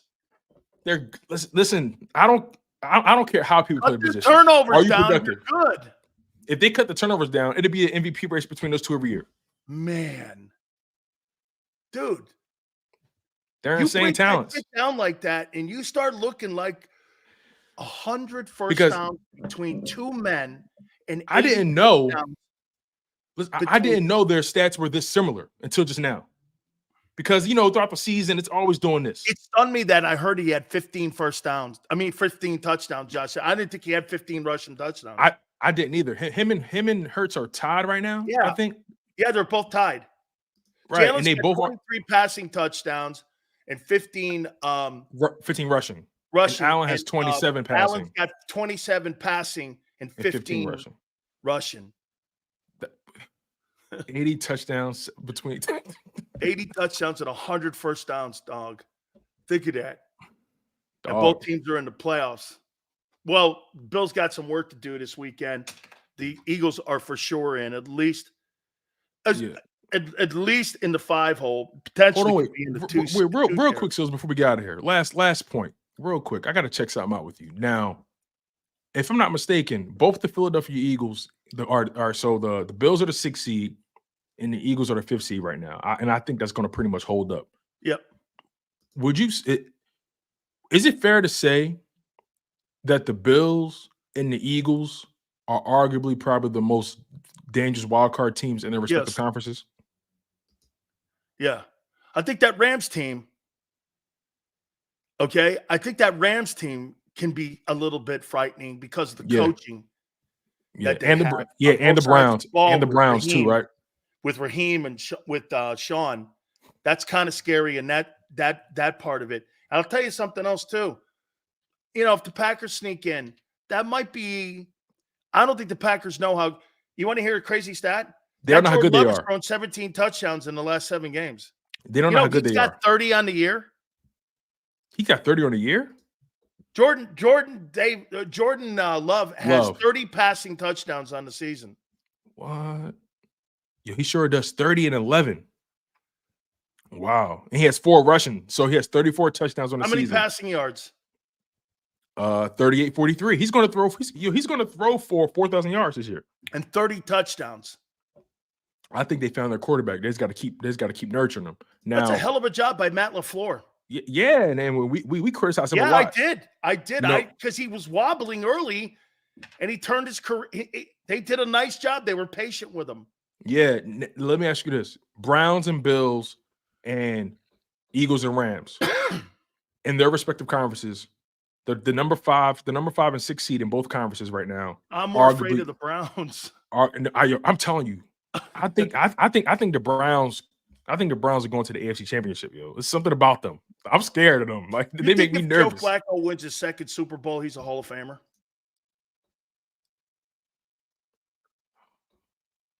Two different organizations in the same division, and you beat the Ravens in the AFC Championship.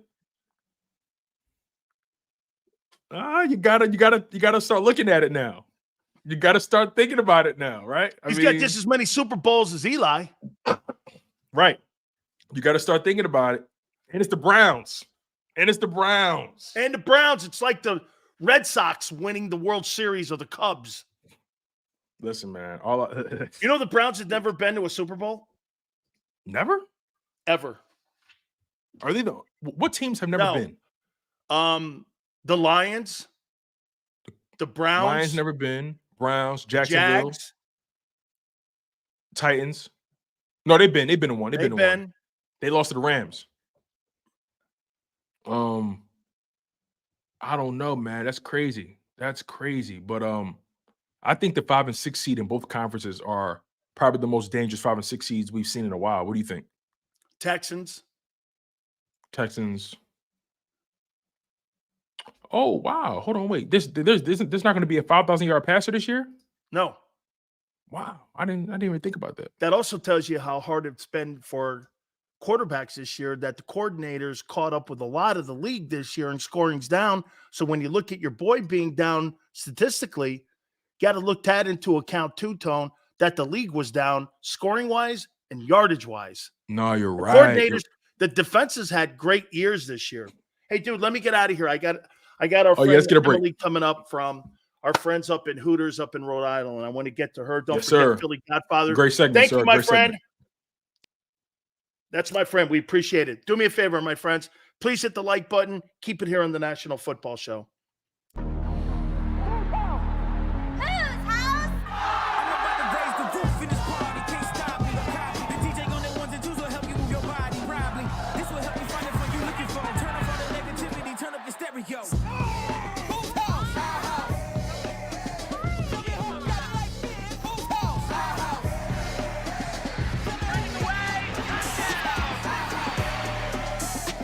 Football and Hooters, the perfect pair.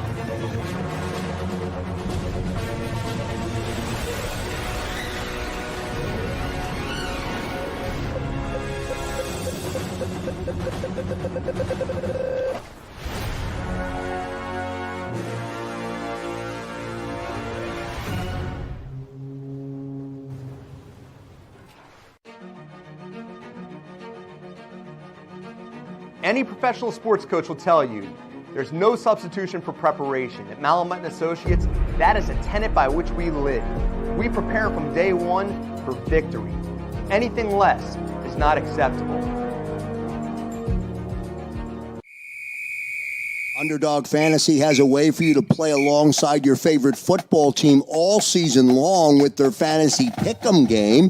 You pick between 2 to 5 players, select whether they'll go higher or lower on one of their stats, then do what you usually do on a Sunday, watch the games. You can win up to 20 times your money in a single game by going 5 for 5. It's a fantasy game, and the Sports Betting Show wants you to get involved. Go to UnderdogFantasy.com. When you sign up, use the promo code WIN, and Underdog will double your first deposit up to $100. That's UnderdogFantasy.com. Use the promo code WIN.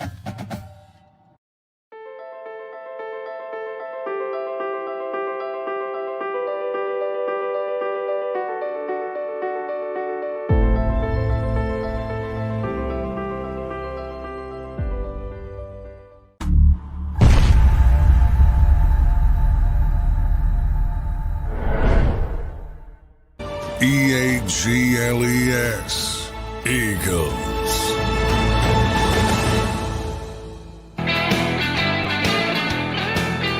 Big Sills! Our friend Emily from our store up in Rhode Island, in Warwick, Rhode Island, is going to join us in a couple minutes. One of the iconic Hooter girls is going to join us. So we're going to talk with her. Huge sports fan. We'll check in with her. Also, Philly Godfather will join us at 5:30. I like this Tyler Huntley kid who's going to play this weekend for the Ravens. Who are they playing this weekend, the Ravens? Who are the Ravens playing this weekend?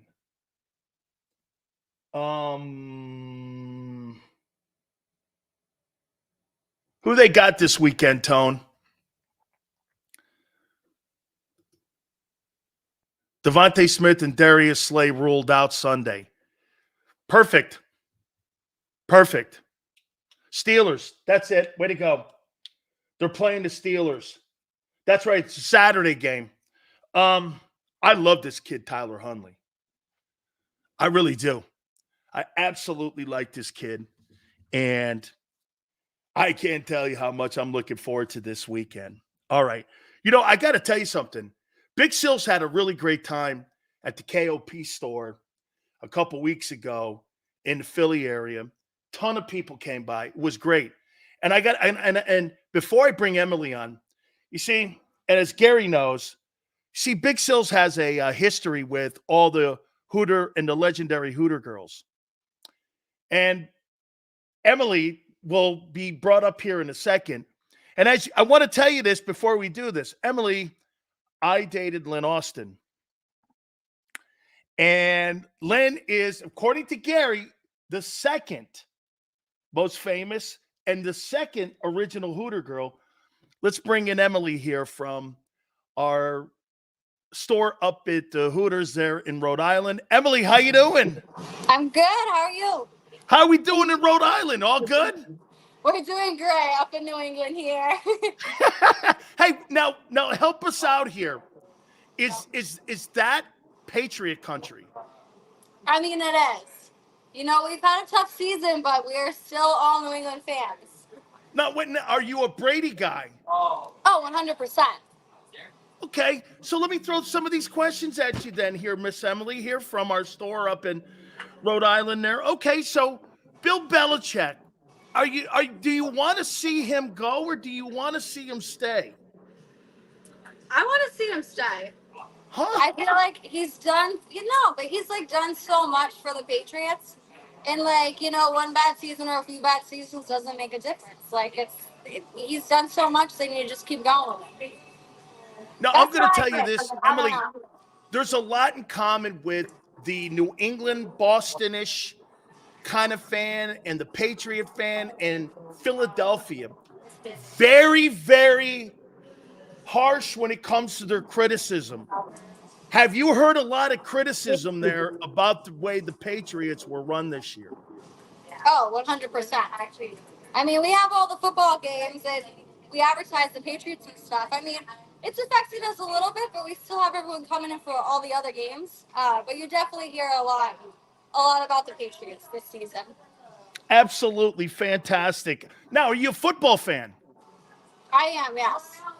How long have you been at that Hooters location? I've been here like 2.5 years. I've been here a while. Do you know that I know Ed Drotsky and all them guys and Bob Passwater? Listen, I tried to – you see this jersey here? Do you know why? You see the colors that you have on your gear there? Do you know why they're the original colors? I don't know. You know the secret, though. Yeah, because you know why? It was first a local store in Clearwater, and it was all there for the Buccaneer fans because Bob and all those guys, Ed, started the store there. And then when it branched out, the original colors were Buccaneer colors. And so they changed it. How about the fact that I know Gary probably, I don't know if Gary told you that I dated Lynn. Wonderful girl. I love her so much to this day. We're still friends to this day. I love her to death. Absolutely great. Hey, tell us you got some new things on the menu coming up now for the start of 2024. We do. I don't know if you can see this, but we have our new winter specials. We've got boneless wings and fries, burger, buffalo chicken sandwich deal. We're kind of switching it up, seeing what works best for the restaurant and everything. As far as that, we've also got some new events coming up. We've got a few different bikini shows for Valentine's Day, St. Patty's Day, kind of bringing more business, start off the new year and everything. Absolutely. Hey, I bet that place is packed during football Saturdays.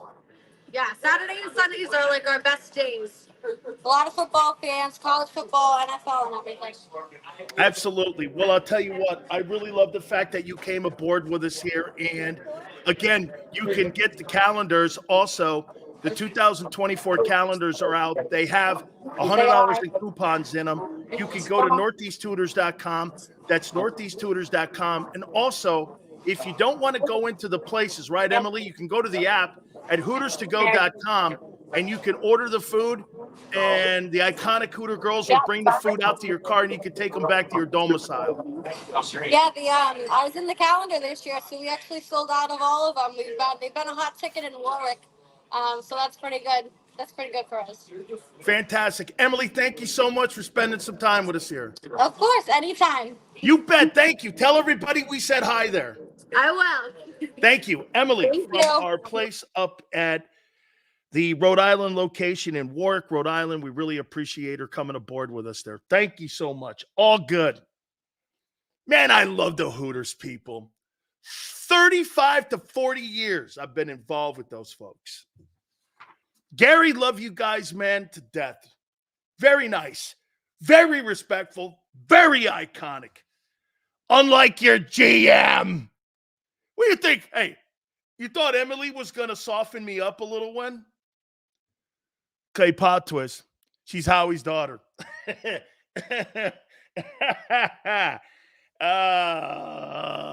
Only LJ could bring some. Only LJ could do something like that for me there. Okay. All right. Sills, what time is the ferry? The ferry? What are you talking about? The Philly Godfather's 5:30. 5:30. Hey, I'm going to go over this list with you guys now, okay? I want to go over this list with you. I went over it with Tone. I want to go over it with you. And looking at free agents. Look, I do not believe you guys are going to be looking at somebody like Chris Jones. I do not. Would you spend the money on Josh Allen, Jacksonville? $21.7 million. 26 years old. Would you not only spend the money, but would you surrender your first-round draft choice for that guy? Let's watch and see how many idiots we have in here because you're under the impression that your general manager is a good drafter when it comes to edge rushers. Name me an edge rusher he's drafted. That's been great. Josh Sweat. Okay, you got one in 20 years. Okay? Gator Boy goes like this. Howie won't. This is where he falls into a mistake. Don't you get it? Here's his fault. He'd rather draft a guy and be wrong on a guy. And Tone, this is what we talked about with the economics. Instead of settling the position down for a couple of years with a veteran guy who's good and spending the money, he would rather take a shot and a miss and then financially have to sign a guy to big money to put him in there and play him. If you had drafted,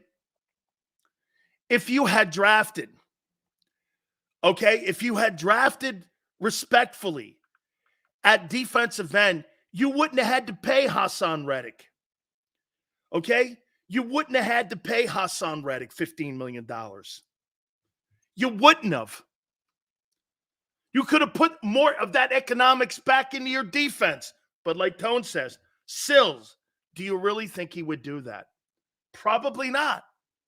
This is why you can't maintain success. He traded 17 for AJ.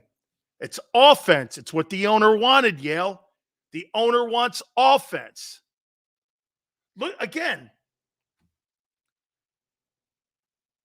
figure out what happened here. The Kansas City Chiefs traded away the greatest deep threat in NFL history next to Randy Moss and Tyreek Hill to improve their defense. Do you think that's a smart move or not? Do you guys think that's a smart move? Trading away the greatest deep threat next to Randy Moss in NFL history. Okay? Troy says no. They won a Super Bowl. They retooled their defense in the last 2 years. And Troy thinks that's a bad idea. So does MG2. How does winning a Super Bowl and improving your defense, trading Tyreek Hill away, not a good idea? How do you look at that? How do you look at improving your defense, making it a top 10, and in the last 2 years since he's not been there, you won a Super Bowl? How is that not a good deal?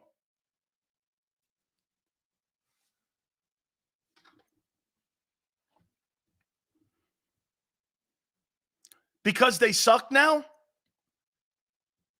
They don't suck. They're a playoff team. They're not as... Look, because they suck now? No.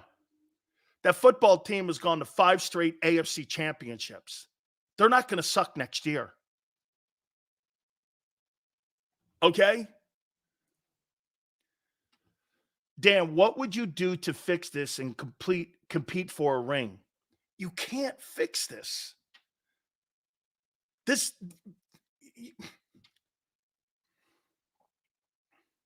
now, 85 circumstances around him can make it more attainable. Someone gets hurt in the opening wild card games. You win a wild card game. Purdy gets hurt again. I take my chances against Sam Darnold. They're not going to beat you with Sam Darnold. I don't think so. And you could win a divisional game and get yourself in the NFC Championship game, and you probably have to go to Dallas to do it. I don't know. You're 1-1 versus the Cowboys this year. Let's see if the Cowboys don't have a collar around their throat. Remember something. When it comes to Dallas, the closer they get to Las Vegas, the more the sphincter muscle will start to pucker up. Remember that with Dallas. That's one thing that I will give the Eagles a lot of love for here. If the Eagles get close to the NFC Championship game, they're not going to pucker up. Your coaches might. Okay? Look, again, go back into your 17 run. Just remember something in your 17 run, okay? What happened in your 17 run? You had a lot of external things happen that put you in a good position to get to that Super Bowl. And when you got there, Foles played out of his mind. Foles was as good a Super Bowl quarterback as anybody that's ever played in that game. I would put Nick Foles' would we not agree?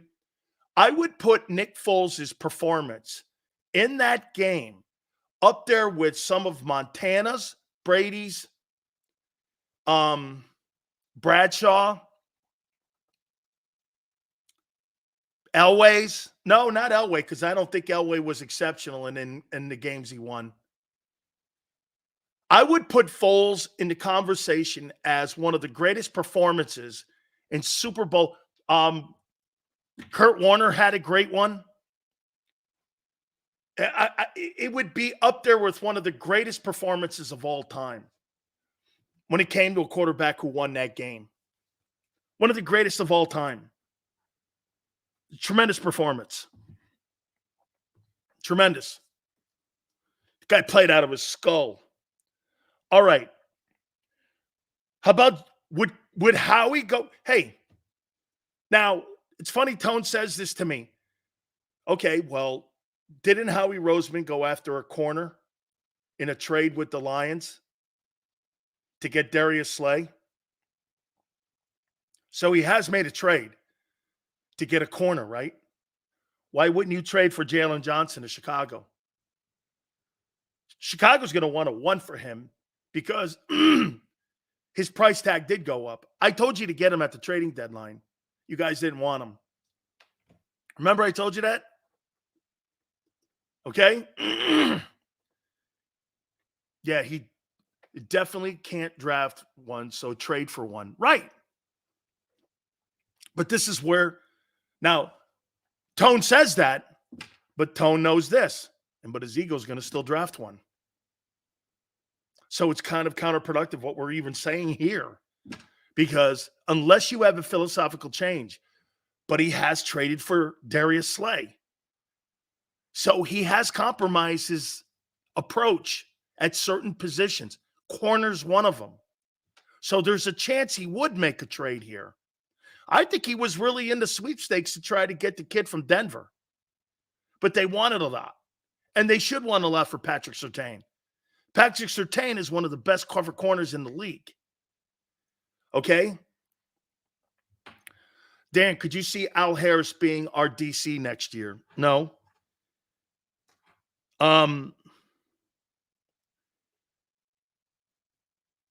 I don't think Minnesota will move off of Brian Flores. I'd love to have him. I think Raheem's going to get a shot at being a head coach. I don't think Dan Quinn's going to go anywhere. I don't think San Francisco is going to get rid of Steve Wilkes. And Aaron Glenn in Detroit, I think his contract is up. And I think he's done a nice job with that Lions defense. So Aaron Glenn, I don't know, could be somebody there. But again, that's not the MO of the Eagles. You're talking, guys, about people that are outside the building. They like to elevate from in because they know the culture inside the building. He asked about Brian Burns before Tepper extended him. Yeah, but he's a free agent now. He's 25. He makes 21.7, and he's a free agent. You can't draft him. I'd give you the 25th pick for Brian Burns. Shit, man. The Rams were told that Carolina wants 2-1s for him. Carolina's not getting 2-1s for Brian Burns. You might get a 1, a 2, and a 3 for him. He's that good. Brian Burns is going to be traded because Carolina needs draft choices. They need picks because them moving up to get the quarterback. And here's the problem. David Tepper he's so obnoxiously involved in day-to-day football operations and decision makings that I don't think you can succeed there with him. So you have to manage him if you take that job. If you take the Carolina GM job or the Carolina head coaching job, just be prepared to be fired in 2 years or maybe even at the end of a particular year. This guy has the patience of a stock trader. And see, he's a stock trader. He's not a long-term investment guy that invests in annuities. You know what you do when you invest in annuities? And I worked on Wall Street. When you're an investment and you put a portfolio together, you usually put about 60% of your portfolio when it comes to annuities and things that will mature in either 5, 10, or 20 or 25 years. They're called, it's security of your portfolio. Then you have a percentage that's in your portfolio where you're going to do day-to-day stock trading if you want to do that. So if you do that, you're risking 10% of your portfolio or 15% of your portfolio. That's not going to be catastrophic. The people that go out and are day traders, they want to go to the people that have long-term investment. That's not who they want. They don't like long-term investment. David Tepper is a hedge fund. Hedge funds are not for long-term. They're short-term investments. It's turnover. They want turnover stocks immediately. They don't want to go into Waste Management. They don't want to go into Sara Lee. They don't want to go into Intel Z. They don't want to go into stocks like that. The safest and the greatest stock on the planet is Waste Management. Why? You've got to throw the trash away. It's recession-proof. Always remember, Waste Management's the greatest stock you could ever be in. You got to throw your trash away. Whether it's a poor economy or a great economy, doesn't matter. Okay? Right? It doesn't matter. It's the most non-volatile stock you could trade for. And Sara Lee's a great stock because why? You got phenomenal management at Sara Lee. You got Nabisco, you got all that stuff in there. All those people are great executives. You know, I mean, tremendous executives are at Sara Lee. Many of the people that come out of the Carnegie School of Business, and Wharton all go to Sara Lee, and they have a school themselves. And what they do is many of those people go and run other Fortune 500 companies like Pepsi or PepsiCo. It's a great company. Okay. General Electric is a really good stock. But again, you got to remember it's volatile because they're so diverse in what they have with it. You know, my uncle has a ton of stock in General Electric, and it goes up and down like this because they're diverse. They don't just make toasters. They make weapons also. They're in the weapons department. They make a lot of things. They make engines for airliners. Okay? Hey, how about something here that we haven't talked about? How about a guy like, Tone's right about Patrick Queen. You're not going to look at a guy like Patrick Queen. But you will look at Devin White. Do you think this organization, and I ask you this, do you think this organization will change their opinion on how they value the linebacker position, seeing what they've seen this last year?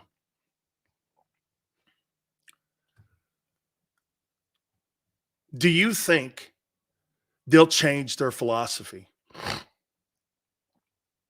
How about this? You think Jeffrey Lurie will make them change their philosophy? Because doesn't it get to a point when you keep doing the same thing over and over again and it's a mistake? Doesn't Jeffrey Lurie parachute in and go, what are we doing here? As much as he loves and as much as he respects Howie,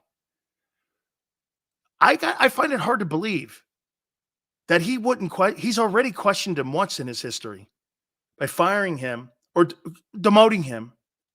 He's already done that once. So it's not beneath him to do it again. Wait a minute, James. Okay? Wait a minute. He's done that once already. He's done it once. He demoted him.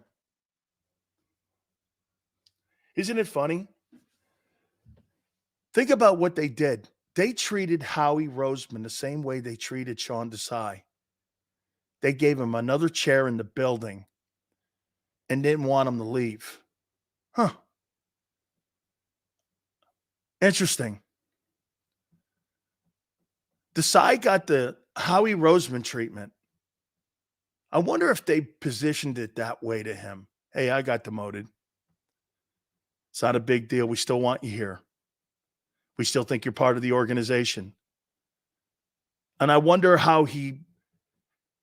Howie positioned it that way to him. Right? Think about that, Yale. Maybe they had that conversation. Hey, listen here, Sean. I've been demoted. No one's asking you to leave. No one's telling you you're fired. We're just going to get a different voice here and maybe a different perspective. We don't want you to go. It sure looks the same. Okay? Dan, if the Bucs don't win Sunday plus a playoff game, the Glazers have a track record of being big-time game hunters when it comes to coaches and quarterbacks. Kirk Cousins, in my opinion, is going to Tampa.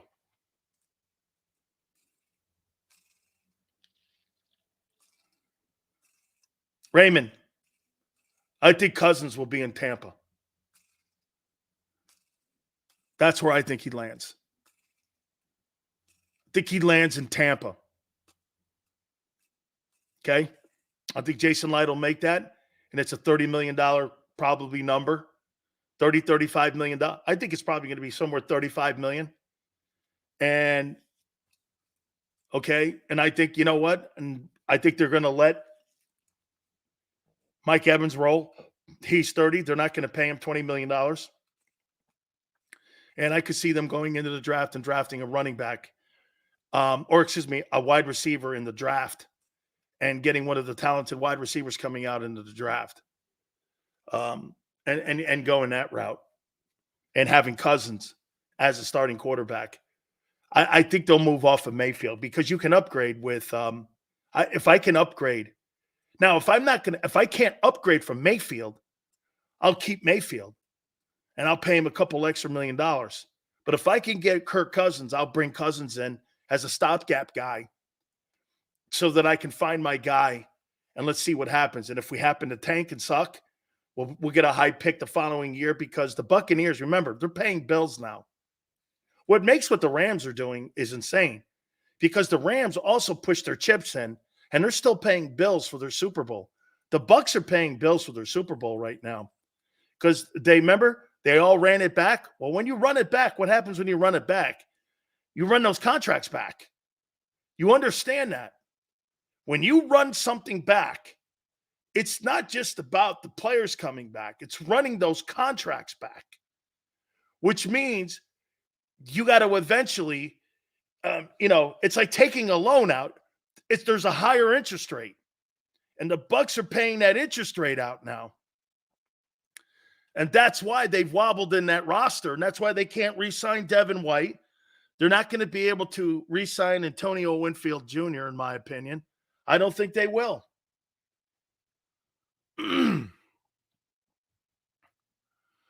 Hey, Peter, Todd Monken, in my opinion, I think he's got to be one of the hottest commodities to be a head football coach in what he's done with Lamar. I think you're going to see Frank Smith, the offensive coordinator that works down in there with Miami, with the head coach, who I really like, the offensive coordinator. Look what he's done with Tua. Thomas Brown, Carolina Panthers. I think he's good. I think he's just in a shitty situation with David Tepper. Now, Brian Schottenheimer is working in Dallas with Dak Prescott, and he's working with Mike McCarthy. You know, Brian Schottenheimer has done a really nice job behind the scene working with Dak. Dak's had a really great year. Brian Schottenheimer should absolutely get some love for what he's done with Dak this year. It's not just been Mike McCarthy. It's been Brian Schottenheimer, too, that's been involved in that. Kellen Moore, I'm not a fan of. You know, his name's being thrown around as a potential head. I mean, Justin Herbert got worse. Dak got better. How could that be a positive for you to potentially get a head coaching job? Okay? I mean, how can that possibly be? Where you look at Kellen Moore and go, hey, Kellen Moore's he's a great potential candidate to be a head coach. And I'm like, well, I don't know about that. Justin Herbert regressed, and Dak Prescott got better. Okay? Sills, Lions should be the second seed. Are they the second best team in the NFC?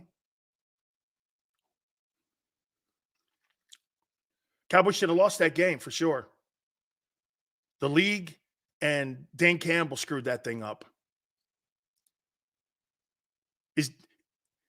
Can Dallas go to Detroit?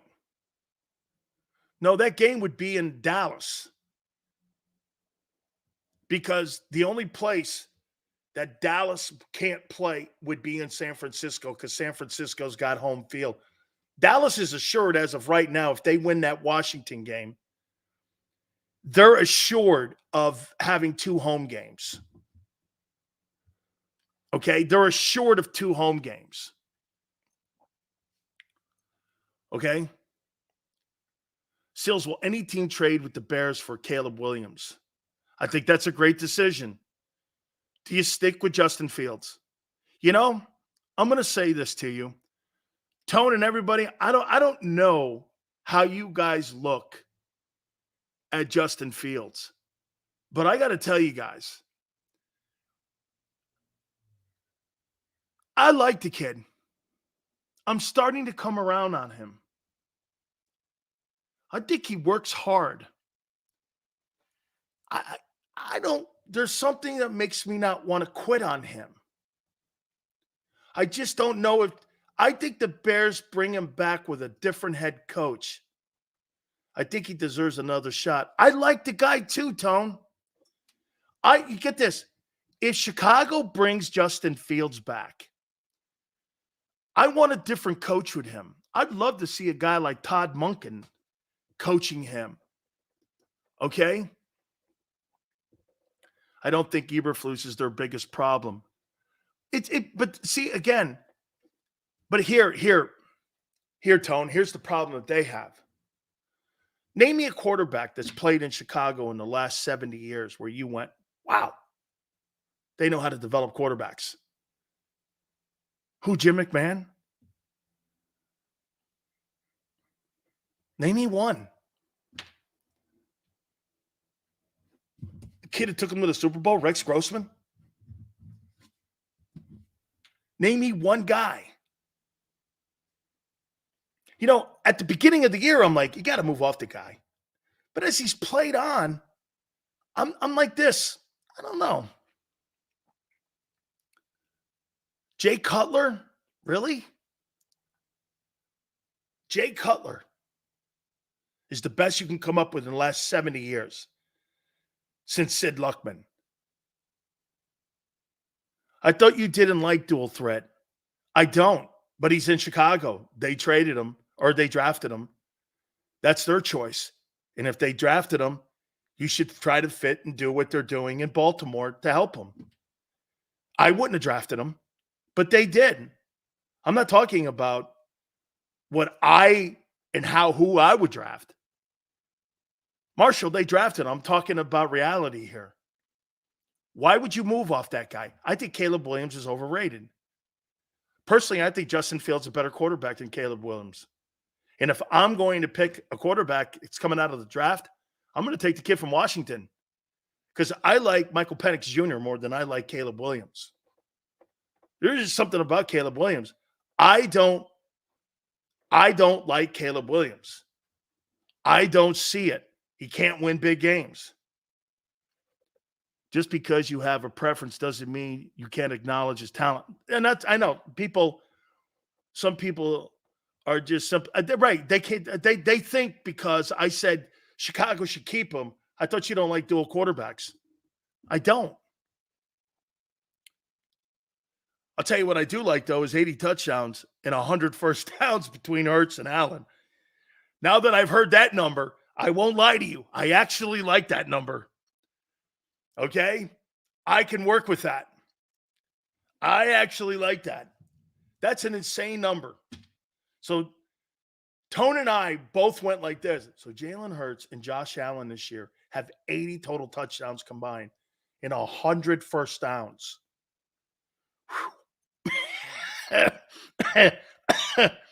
Hey, man, I won't lie. I like that. 100 first downs between the two of them. I know, Big Marshall, it's all good, man. Tone, I don't know. I know the 37 turnovers. But wait a minute. 100 first downs. Whew, good night. 80 touchdowns. 37 turnovers. Yeah. Can I live with it? Can we get better next year to get the turnovers turned down a little bit? Let's turn the turnovers down a little bit. Man, you mean that guy's capable of giving me 66 to 70 first downs? Shit. I'm going to win a ton of games, man. Damn. Dude, if Jalen Hurts had 9 and Allen had 10 turnovers, it'd be a slam dunk between those two for MVP. It'd be a slam dunk. No one would be close, especially in a down year where no one's going to throw for 5,000 yards. Remember, those first downs are only run. Oh, my God. Think of that. These two dudes had 100 first downs only running the ball, and they're $50 million quarterbacks.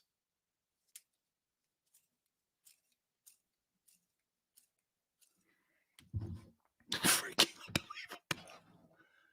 Dude, that makes me like Hurts a lot. When I look at the guy and when I look at Hurts and I see and I hear that and I'm like, he has 70 rushing touchdowns and almost 40 touchdowns, he has almost 70 first downs and 40 touchdowns. I didn't see that.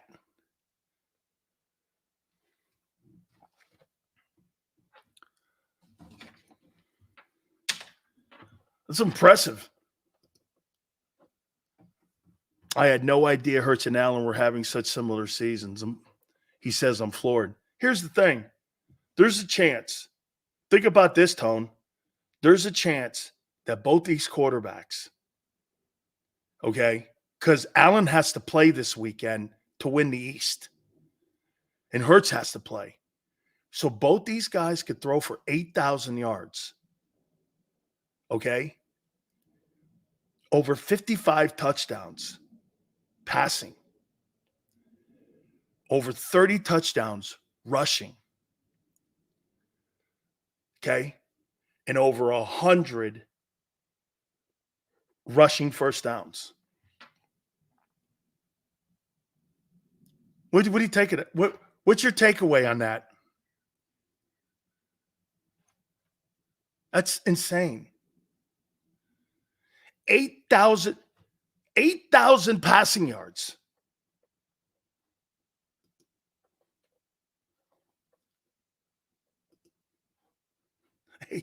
Passing yards and 80 touchdowns. Well, I know the turnovers are high, but shit, hey, you're wearing me out in a good way. 8,000 passing yards and 80 touchdowns total. And those guys aren't Pro Bowlers? I'll take that back on Stafford. Hey, I'll take that back on Stafford. Dude.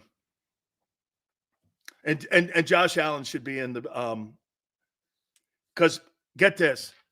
Personally, I think Josh Allen had a better season than Patrick Mahomes did. I don't think Patrick Mahomes had a better season than Josh Allen. But he got it in there because he's Patrick Mahomes. He didn't have a better season. And over 1,000 yards rushing between the two. That's freaking unbelievable, man. That is unbelievable. Wow. When you really dissect these guys' years, it's totally the shitty turnovers. But when you look at the production, it's off the charts. They're the most productive players in the league. Lamar's got to be up there too, but he's nowhere in that league. Dude, that guy there's not a chance Lamar Jackson is going to have 40 touchdowns. Am I wrong with that? Tone, is that right? Is he going to have 40 touchdowns?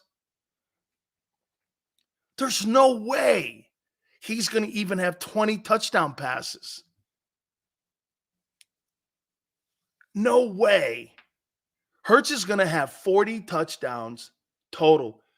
Allen already has 42.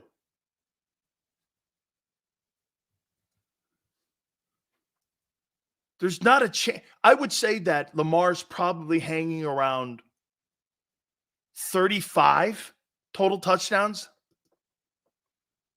Jackson has 29 TDs right now.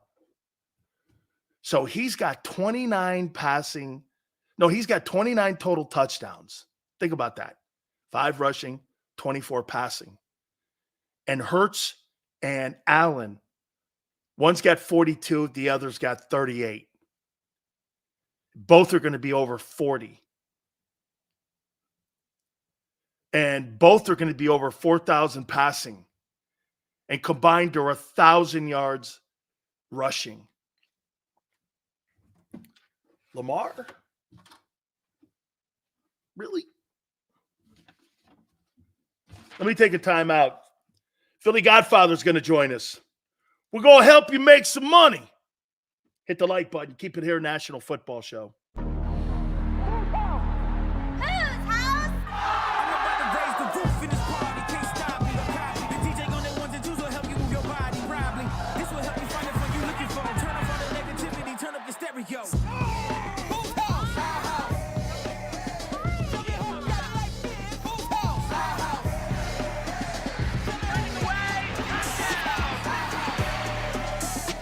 Football and Hooters, the perfect pair.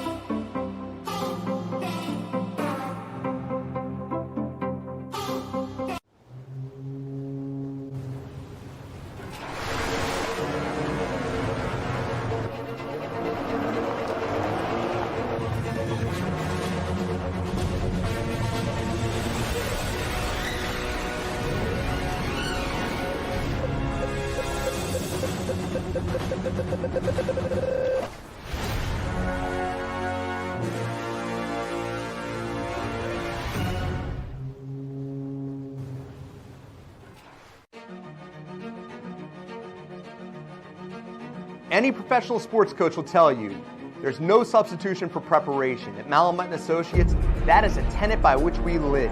We prepare from day one for victory. Anything less is not acceptable.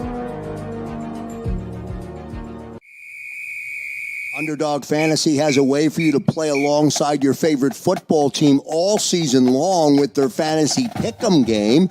You pick between 2 to 5 players, select whether they'll go higher or lower on one of their stats, then do what you usually do on a Sunday. Watch the games. You can win up to 20 times your money in a single game by going 5 for 5. It's a fantasy game, and the sports betting show wants you to get involved. Go to UnderdogFantasy.com. When you sign up, use the promo code WIN, and Underdog will double your first deposit up to $100. That's UnderdogFantasy.com. Use the promo code WIN.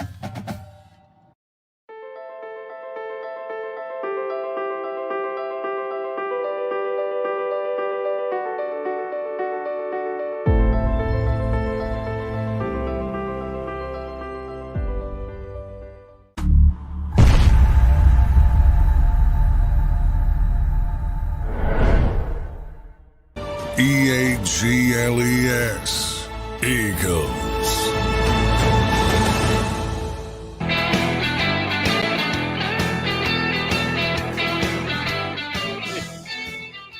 So let me get this right. Aaron Rodgers has been named Mr. Inspirational.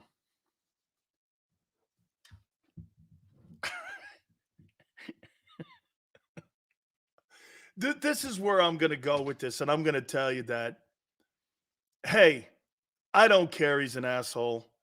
I don't care he's a jackass. I don't care he's a dick. I don't care as long as he can produce, that's fine. I'll tolerate this guy. He's a jackass. Okay. 4-time MVP is all I care about. Do I want to bring this guy over to my house? No. Do I want to hang out with him? No. Would I hate him as a human? Yes. All of that. But I don't care. That's not my responsibility to be his buddy. It's not my job to who you ever put in the locker room. You have to remember something. This is not the players when it comes to having to play with stupid asses and people like Aaron Rodgers. Organizations put assholes in the locker room. Players don't put assholes in the locker room, or there wouldn't be. Organizations do this. They're the ones that mismatch locker rooms. They're the ones that get locker rooms wrong. They're the ones that pick people, put them in a group of people, and it doesn't fit. It's not the players. Players don't pick these guys. It's nobody on that Jets team in a million years would ever make the mistake of saying Aaron Rodgers is my friend. But what you do is you say, I want to play with Aaron Rodgers because Aaron Rodgers gives me the best chance of doing what? Making all my incentives. I've got a chance to win 10, 11 games with that guy versus winning 2 games with Zach Wilson. Who feeds my family? Aaron Rodgers. This has nothing to do with who the better man is. This is the man that gives me the better chance of making my money. You got to start talking and acting like professionals, folks, not who guy and what guys are assholes and not assholes. Nobody cares. Nobody cares about that. Organizations put bad people in rooms all the time. You got to remember, it's nothing to do with you. But people go, how could you play with a guy like that? How could I play with a guy like that? Because Howie put him in the locker room. I've got to tolerate a guy like that. And I will if he helps me get my money. Some of you look at it wrong. Well, the players, how could you have a guy like that in your locker room? What do you mean how can you have a guy like that in my locker room? It's not my football team. Shit, it's not even my roster. Organizations do that stuff. They're the ones that put bad guys in rooms, bad seeds or bad character guys. You think players go out and go, hey, give me the worst character guy we could possibly find and put him in our locker room? Of course not.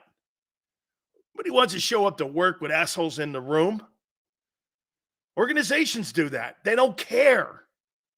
And at the end of the day, The NFL player doesn't care. Can that guy help me win games and make money? End of story. And help me win games and making money. You know what that means? The result is winning.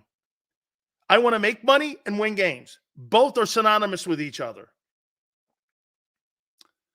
Other than that, nothing's relevant. Well, he's not a good guy. I don't care. Hey, he's a really nice guy. I don't care. That has no bearing on me making money and winning games, whether he's a good guy or a shitty guy. That's the NFL and how the NFL's run. If you come from that place, you'll know how the players feel about how they get treated in the building. The media wants to make it so that, well, the players have lost the locker room. No. Who are the people you put in the locker room? Can I tell you how the Eagles have lost that locker? How do you think the Eagles have lost that locker room? Or Nick Sirianni's lost the locker room? What would be the best example? What would be a comment that you would make on why the Eagles have lost the locker room? Why would you say that? What would you put in the conversation? Okay?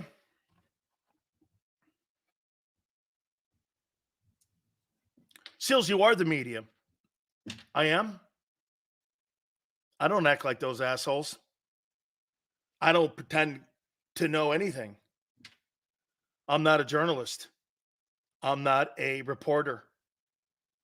None of those things. I'm a sports entertainer. Plain and simple. And I've been that for 30 years.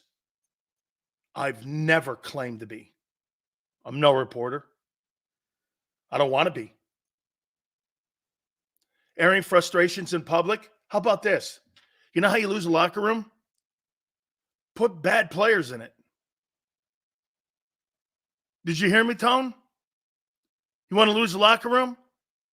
Keep putting bad players in it. That's how you lose a locker room. Keep putting bad coaches in it. That's how you lose the locker room.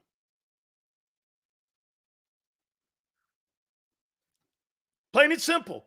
Think simple. Bad coaches, bad players. You want to lose the locker room? That's how you lose the locker room. Whether a guy's a good dude or not has nothing to do with it. Can he play? And is he a good coach? End of story. That's how you lose a locker room. Bad coaching, bad players. And that's why the Eagles are in the position they're in. Bad coaching, bad players. You have an unbalanced roster. Get a really fine group of offensive stars. Okay? And you've got a group on defense that's doing their, hey, you know what's crazy? You got a bunch of guys on defense that's doing the best they possibly can with the limited talent they have. Both coaching and, by the way, it's a massive mistake. And another organizational mistake to have gone from Desai to Patricia. You should have at least stayed with it. And if you wanted to change it in the offseason. You're actually worse. You're actually worse.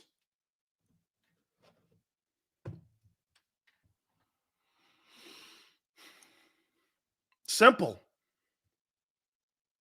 That's how you lose a locker room. You lose a locker room because you're not fundamentally doing it correctly. Bad players, bad coaching, meddling.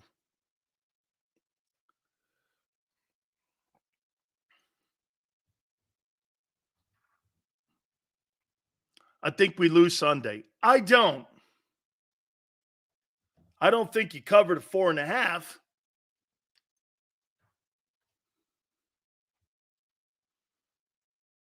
You give them the benefit of the doubt. Wait till it's all over. Right. And Yale, they fired him when he was 10-2, and he had beaten Miami and Kansas City. And so he had the whole thing fell apart against the Niners. It was a panic. And then you put Patricia in a position to put Bradbury in a man cover situation. It was a remedy for disaster. He made it worse.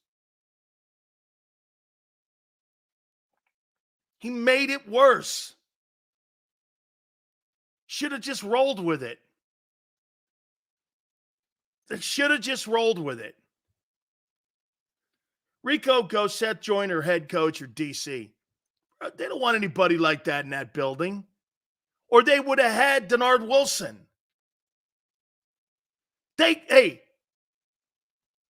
Rico, they had Seth Joyner, and they let him go. And Denard Wilson, they had Seth Joyner. They had the guy. Telling you, the interview process must have been interesting. I'd love to have been a fly on the wall when they asked and interviewed Denard Wilson. You know, it's funny. I'll give you an example of interviewing somebody and not giving a guy a benefit of the doubt. Yale, you'll love this. So, you guys know who Theo Epstein is? You guys know who Theo Epstein is? Some of you may not know this, but I worked on the pregame show for the Padres. And you guys know who Larry Lucchino is? Larry Lucchino was the former president of the Red Sox. He was also the former president of the Padres. And you know who his understudy was? Theo Epstein. When Larry Lucchino left for Boston and they were interviewing for a guy who believed in analytics and believed in player development, and Theo Epstein, they interviewed him, thought he was too young, and didn't think he really had it, and said that this guy needs a couple more years. The Padres have sucked since 1969. They've thrown a ton of money out and got no result. Basically wasted money and broke the hearts of fans. You spent all that money, got no return, except increasing the wealth of the franchise and season tickets. And if that's what we're talking about, okay. But don't lie to the fan base. Of signing the Manny Machados and the Fernando Tatises and bringing the kid in from Tampa and all that, that was great. Resulted in nothing. And Epstein goes to Boston because they elevate Larry Lucchino to president. Brought him in as GM. He delivers a World Series in Boston. What does he do? Then he goes over and he goes to Chicago. And he's there in Chicago and he delivers a World Series in Chicago. They're going to build statues of that guy in two cities that you used to. The last time they won World Series, you had to ride a horse in Boston and in Chicago. The last time those teams won World Series. And that guy was responsible for both places. He's a Hall of Fame GM. And the Padres, my point is, the Padres had him, and you missed him. Sometimes you have a guy in your organization, you miss. The Tampa Bay Buccaneers had Joe Gibbs. Okay? The Buccaneers had Joe Gibbs in the building. And they let Joe Gibbs walk out the building. And Joe Gibbs walked to Washington and then delivered 3 Super Bowls with 3 different quarterbacks. That's how you miss when it comes to not knowing and identifying talent. I'll tell you this, man. It's a pretty good 4-man race right now for general manager in the NFL. Eric DeCosta in Baltimore, Andrew Berry in – how about Andrew? Get this. Let me show you how to dig yourself out of – look at all the situations. Think about this, guys.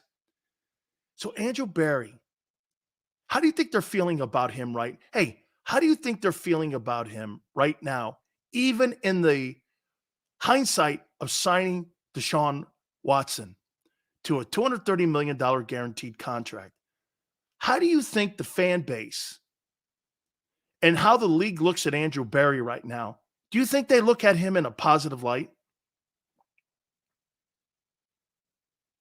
Do you think you look at Andrew Berry as a really good general manager in Cleveland? Senor goes like a dummy. They played with 5 different quarterbacks. They won 11 ball games. They could win 12.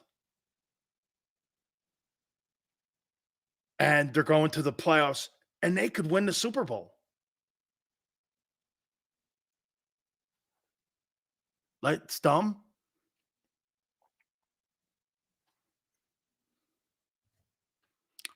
Eric DeCosta in Baltimore. That whole train wreck last year. And on top of that, you got to deal with the player's mom. Mrs. Jackson, we're kind of at a standstill here. This is our position. Well, we want more.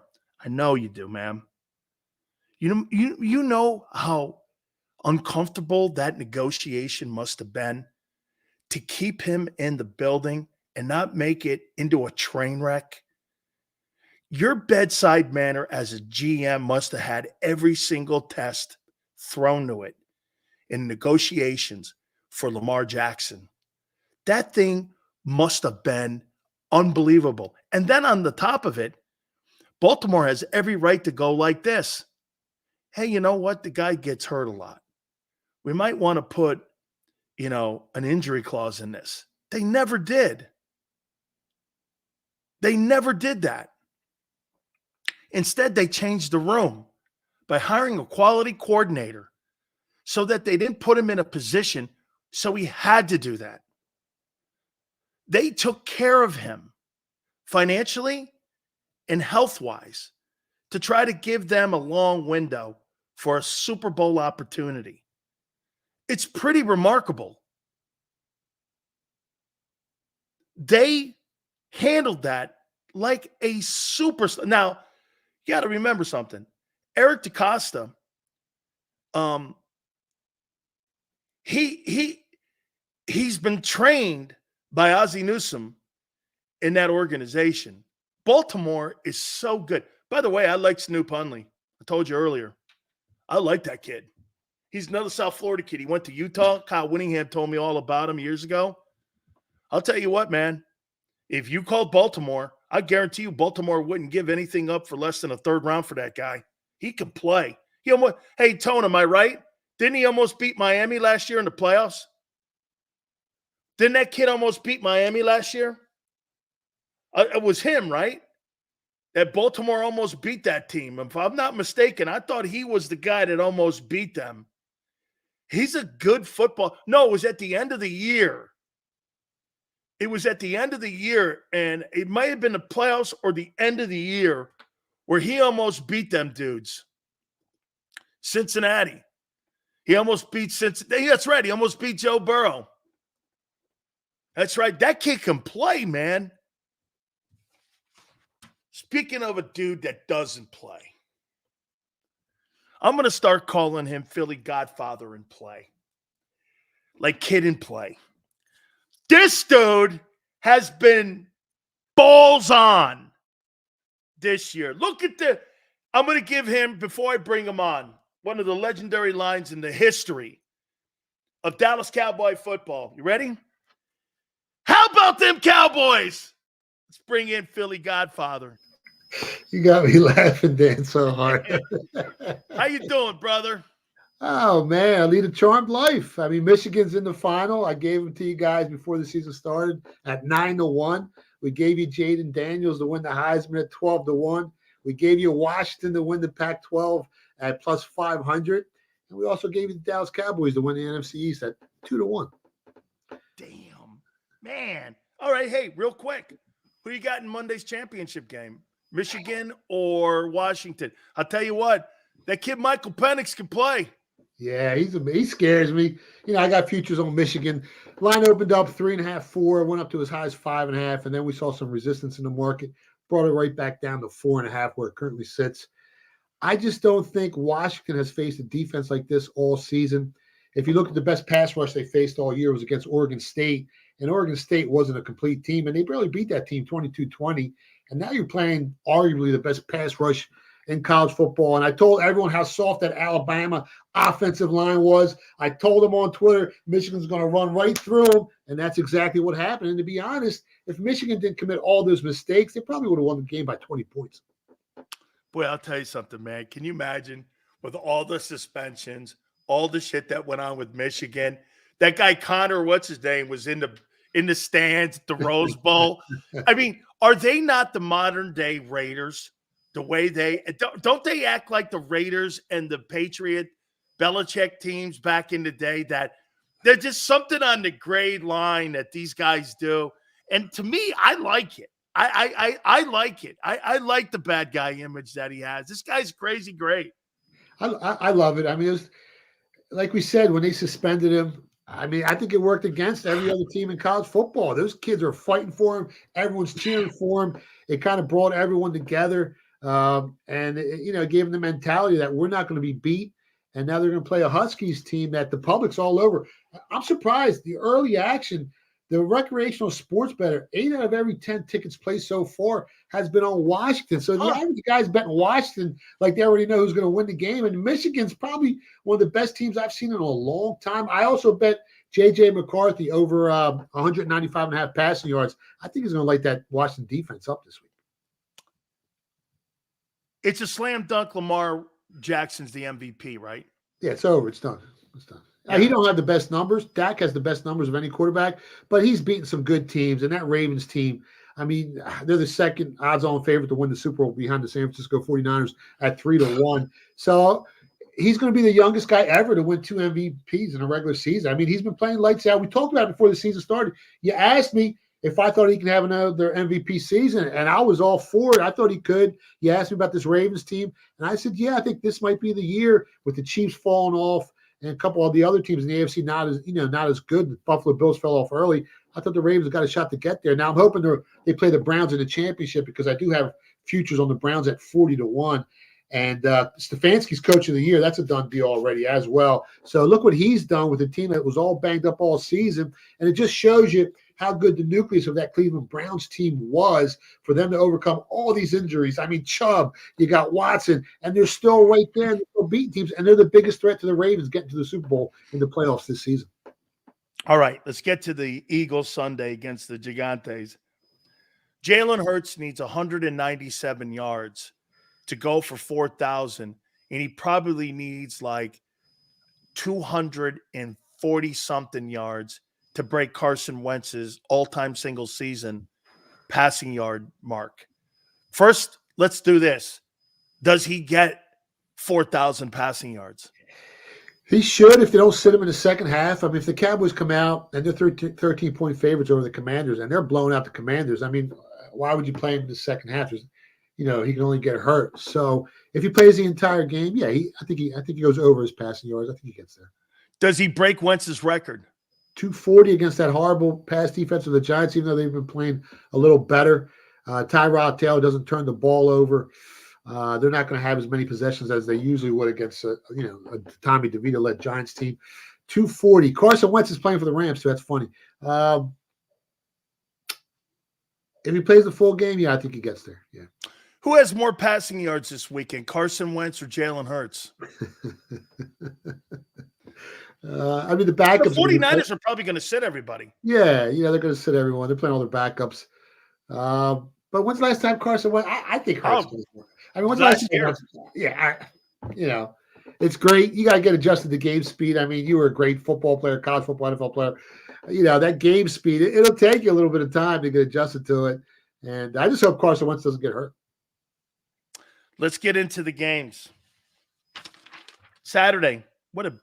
I don't know, because Pittsburgh, there's still an outside shot, right?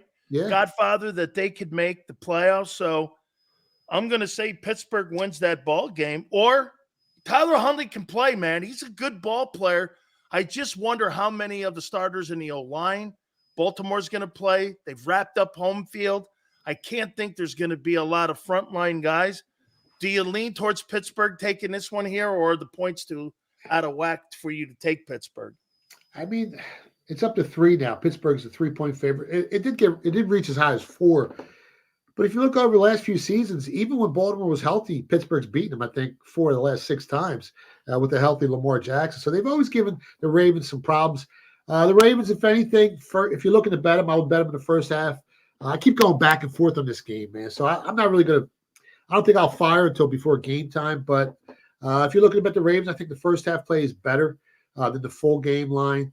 But I'm not looking to bet this game, and there's just too much uncertainty. Yeah. And anytime, I want to put some money down, I got to be, I got to have an educated guess of which way the game's going to go. And right now, I got no clue who's playing and who's not playing. This is really, I think, the playoffs start here for these two teams, if I'm not mistaken, right? Houston and Indy. These two teams, this is like a playoff.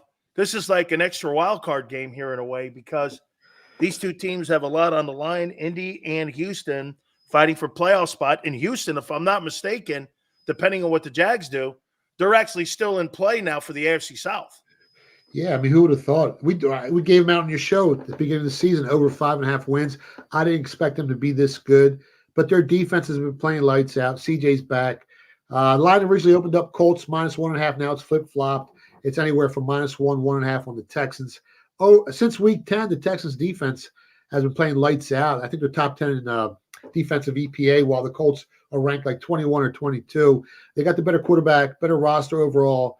I mean, Minshew's been fun watching them play, but I think the Texans are just a better team overall. I think you can pencil the Texans into the playoffs here. I think they win the game. I bet them on the money line. I think they're the better squad going into this game. They got the better quarterback.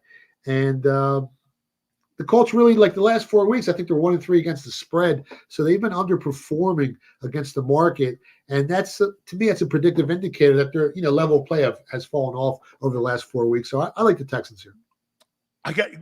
Guess who has been, according to Pro Football Focus, the best edge rusher in the last 3 weeks? I got no clue. Who is it? Derek Barnett. 2.5 sacks, 15 hits on the QB. Okay? I mean, pressure's out the way. He's rated the best edge rusher in the last 3 weeks by Pro Football Focus. Wow. Derek Barnett. The Eagles could have used him, man. Cut him. They're ranked like 25th in sack percentage, pressure rate this season, and they've been falling off, consistently since like week 5, week 6 of the season, and they're not getting that pressure they were getting early on, and that's been a major problem, especially with I think they're ranked 28th in opponent yards per pass attempt, one of the worst backfields in the entire league. We talked about it all season, and like I said, when the season started, if this defensive line wasn't so good, then they'd probably have the worst pass defense in football, and that's what it's looking like now. I'm going to wait to the end for Giants and Eagles. So we're going to do it at the very end here. Cleveland at Cincinnati. Cleveland probably still jockeying around for. Now, I don't know if they can improve their playoff position where they're sitting right now or not. But, boy, I'll tell you this, and from what I'm hearing, they're going to sit Flacco. So that probably favors Cincinnati. But, hey, how much is that a good bet for potentially being a Super Bowl winner, the Cleveland Browns? Would you put a bet on that those guys, he 4 straight games over 300 yards. I mean, they've been killing it. I mean, is that a bet you would throw out there, or is it, again, that's just too far out there? I bet him at the beginning of the season at 40-1. I got $3,000 on him. I got the ticket on my Twitter account. If they do win the Super Bowl, I win $120,000. Now, I don't think they're going to get there. I really bet the ticket expecting the hedge in the playoffs. And I'm hoping the Ravens, I mean, they match up well against the Ravens, but, Lamar's Lamar, man. He can extend plays, and he can really cause some damage on that defensive side. But Flacco's been playing great. And if they do win the Super Bowl, it's got to be one of the greatest stories in NFL history. The guy was on his couch, comes back, and he got a shot. If you're looking to hedge maybe and make some free money, I think it's a sharp bet. I think you still grab him at like 30-1 or 35-1. I got him at 40-1. I wouldn't put a lot of money on it. It's like a little bit of a lottery ticket, like a scratch off with a chance to, make you back some money. Minnesota at Detroit. Are you buying Detroit? Do you think there are players? theoretically, they had that Cowboy game 3 times. Okay, and it was Dan Campbell going for it. I think that was a mistake, and also the ref blew the call, in my opinion. I don't care what they say. You know, I don't know. It was really freaky at the end of that. I thought they won that game, but however, you know, they still didn't. Are you buying Detroit? Yeah, I mean, they're a good team. They're one of the best teams. If you look at their against the spread record, against that Vegas number, one of the best in the NFL this season, top 5. So teams that outperform the market are usually better than what the odds makers think. And we bet them at the beginning of the season. Another bet I gave you guys, Detroit Lions to win the NFC North at plus 160. And that was probably like one of my biggest bets of this season. I just thought they were so far ahead of everyone else in that division. Yeah, they're for real. They can definitely make some noise. I mean, it's the Cowboys, it's the 49ers, and it's them in the NFC. And I don't think anyone else can, you know, the people want to talk about the Eagles, and they got some guys coming back on defense for the playoffs. But I don't think they're in that echelon right now. You know what? I think Mike Vrabel's going to have that team playing Tennessee. Jacksonville has to win this game to win the South. How do you look at this one here? I mean, as long as Lawrence plays, I took the Jags minus 2.5, expecting him to play. I talked to Pro Football Doc, and it's trending that he's going to play. That offensive line on that Titans team, they've given up the third most sacks on the season. So they got major issues. Yeah, they would love to, you know, go. They got nothing to lose playing the Jags here. But if the Jags jump out to an early start like they did the first time they played, when the Jags jumped out 13-0 at halftime, then there's really nothing to play for. Forget about having nothing to lose. You're down. The season's over. I think those veterans in the second half are going to pack it in. I like the Jags here in the first half, minus 2.5. I think that'll win you some money. I think the Jags are in the playoffs. I think they win the division. Okay, what do you do with a game like the Jets and the Patriots? Nothing? I mean, they're getting 1.5 points. If you want to do something, I would tie them into a teaser, 7-point teaser, so you can get plus 8.5 on the Jets. And I was teased down. Belichick's going to want to go out a winner, right? Yeah, but I mean, the Patriots are all banged up. I mean, the Jets are just so much healthier than this team going into this game. I look at their SIC score, their injury score, and the Jets are 12 points higher. So as much as they want to win for Belichick, they're really banged up. And if I can grab 8.5 points on the Jets in a teaser and tease down the Bengals to a pick 'em, because the Bengals are 7-point favorites over the Browns, because the Browns are going to sit everybody, that's a bet I want to make. I want to take the Bengals at a pick, and I want to take the Jets plus 8.5. So put them in a 7-point teaser, and you'll probably make some money. They should activate Jerry Garcia, Aaron Rodgers in this thing here. Maybe we can activate him. You know what? Atlanta and New Orleans, this is an important game because these two teams are still in the mix for the NFC South here, man. I know it's the shittiest division in football, but hey, you know, somebody's got to win that division. And guess what? Whoever wins that division, the Eagles have to play.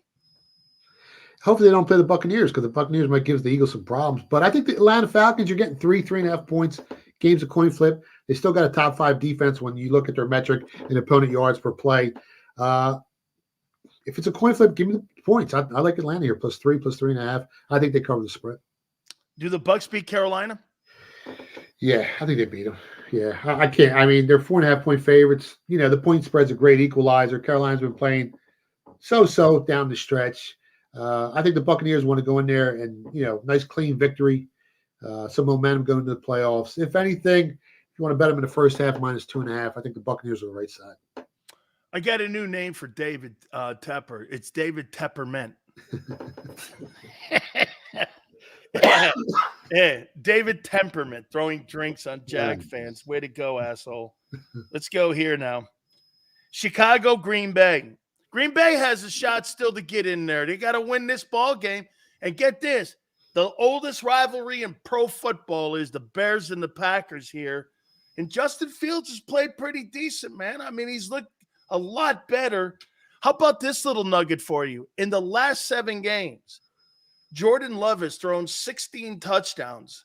He's got 31 on the year now. You talk about a guy who turned it all around here this year, really started playing pretty good. It's the replacement for Aaron Rodgers. He's really had a nice year. Yeah, and early in the season, they were missing some offensive linemen. They were banged up. Yeah. Remember that Detroit game on Thursday night? Detroit went in there and just, you know, they blitzed them because they were missing so many guys. but now they're starting to get healthier. Their line opened up 1.5. It's up to 3. It's on that key number. I think the game's a coin flip. The Bears have been playing a lot better. Their defenses have been playing a lot better. Justin Fields have been playing better. This is tough. It's at Lambeau. The public's all over the Bears here. If you get anything under a field goal on the Packers, it's probably the right side. But I think the number's right there. At 3, I think the number's right on, man. Denver at the Raiders again here. I think Denver's been eliminated. And here's the one thing: Antonio Pierce is still trying to make. He's trying to make some noise to make sure that he gets that job. I think he's 4-4 since he's taken over as the head football coach. So I got to think that Denver wants to go out on a win to kind of give themselves some good love here as they go into the offseason here. I think it's an interesting ball game. Yeah, I mean, the line's 3. The public's all over the Raiders here. I think 90% of the action so far, early money in Costa Rica, in Las Vegas, and Atlantic City is on the Raiders. I haven't bet it yet. I haven't been able to identify an edge. If I do, I'll give it out on Twitter, but I haven't, I hate giving out picks that I haven't bet yet. You know what I mean, Dan? Yeah. All right, let's go over here now. Seattle's still in the mix in the NFC for the playoffs, and they got the hard-charging Arizona Gannons after they just annihilated. Hey, but by the way, how shocked were you that Arizona won that game against? You're not shocked that Arizona killed the Eagles. That score wasn't that score wasn't a true reflection of how bad they beat them. They should have beat them by 14 points. Well, how many times did we talk about it on your show this year that last year when the Eagles were a much better team, they went to Arizona, they won by 1 point. And now, last week you were giving me 12, 13 points on an Arizona team with a coach that knows the Eagles like the back of their hand. I was all over Arizona plus the points, first half, full game. I bet the over. I knew there was going to be a ton of points scored. Did I expect them to win the game outright? Maybe like 30% of me, you know what I mean? But I knew they were going to cover. I knew it was going to be a close game, and the Eagles just crapped the bed, man. Let's be honest. Something's going on with the wide receiver, the quarterback, the defense. There's a lot of stuff in the locker room that's going on that isn't good going into the playoffs. Let's be honest. I don't want to talk about it, but there's something really going on back there. I like Arizona over Seattle. It's tough because it's at home. Yeah, it's tough playing up there. It's tough, man, because you're coming off a big emotional win. You beat the Eagles. That was their Super Bowl. Seattle needs this. It's like a letdown spot. The line's, again, 3. So the bookmakers ain't doing you any favors. I kind of like Seattle here. Kansas City at the loser Chargers. I mean, I don't think Mahomes is playing. Nah, a bunch of guys aren't going to be playing. So it's one of them things. They're all banged up. The Chargers are favored, 3.5-point favorites at home. I mean, that goes to tell you right there. The market's telling you that a bunch of guys from Kansas City ain't playing. Mahomes ain't playing. I'm not touching that game. I hate this. Like that. Yeah. Okay. This is an interesting one. Last year, they ended up at the end, and Washington beat them. Dallas at Washington. How do you, again, big-time rival, Cowboys have the edge to win the East. They're in the mix for a lot of things, 2 home playoff games. They got the Eagles in their rear view with that gift from Arizona. You think they win big here? This is a tricky game for the Cowboys. They're banged up on their offensive line. They're missing some guys. This is reminding me of that Arizona game early in the season when they lost as 13-point favorites. Now, do I think the Cowboys lose? No. Do I think they cover the spread? No. The line's too high here. There's too many key components on their offensive line that's banged up going into this game. It's a division game. These games are really tough. Give me Commanders plus 13 points all day. Woo! Hey. This is a very entertaining thing, I think. Buffalo at Miami. It's in South Florida. Miami has not beaten a quality team this year, in my opinion, at all. And as a matter of fact, when they play quality teams, they got blown out. There's no Jalen Waddle, and Tyreek Hill is still a little banged up. Buffalo's been playing. They wobbled a little last week. Yeah. Okay, against New England. But that's, Belichick is always going to put a good defense up no matter what it is. His offense has been horrible. This is a pretty interesting ball game here. And Buffalo, if they win this ball game, they win the AFC East. This is actually for the AFC East. Yeah, and you can lay 155, 160 on Buffalo to win the AFC East. Last time I checked. Miami's limping into this one. Tyreek Hill was in a boot. His house, I think, caught on fire. Waddle's banged up. They lost their best pass rusher. Their offensive line's banged up. It's a tough game, man. And like you said, Buffalo's been red hot. They've won, 5 of the last 6, and they should have beat the Eagles. They lost that game in overtime, but they really gifted that game to the Phillies. So this team has been playing some pretty good football. They got, the second or third best point differential in the AFC. Market open, Buffalo -2. It's up to -3 in some spots, 2.5. I think the right side's Buffalo here, man. Anything under a field goal, I think Buffalo gets the job done. I think they win the division here. Miami's just too banged up. It's a bad spot for them. Last time they played, Buffalo blew their doors out. I think this game's a little closer, but I like Buffalo here. Man, I could see Buffalo and Baltimore in the AFC Championship game. Yeah, that'd be a great. And Buffalo's running the ball more, so they can hold on to the leads. That was the biggest thing on them. They never ran the ball. They couldn't run the ball, and teams would come back on them. And this year, they've showed the ability to run the ball and win the time of possession battle, and that's huge in the playoffs, man. Okay, here we go. Go Birds! 4.5 is, I believe, the spread. Giants hosting the Philadelphia Eagles, who have to actually. Now, wait a minute. Before you give me your answer, let me throw this at you and think that if you were Philly, would you concede the East and rest your guys to give your guys a complete week off where you're going? Because if you play and nothing changes, you're not getting a week off. And you're going to have to go on the road and play either Tampa, Atlanta, or New Orleans, or one of them teams. You're going to have to play anyway on the road if nothing changes. Do you concede the East, and do you rest your guys, or do you play your guys against the Giants? I think you make that decision at halftime, depending on what the scores of the Cowboys. So you're scoreboard watching. You have to, because, if you win the NFC East, you don't got to go on the road. Let's be honest. Oh, absolutely. Yeah. So I think you got to. Now, if the Cowboys come out to, a 30-3 lead at halftime, well, then you're going to have to rest your guys, make sure they don't get hurt.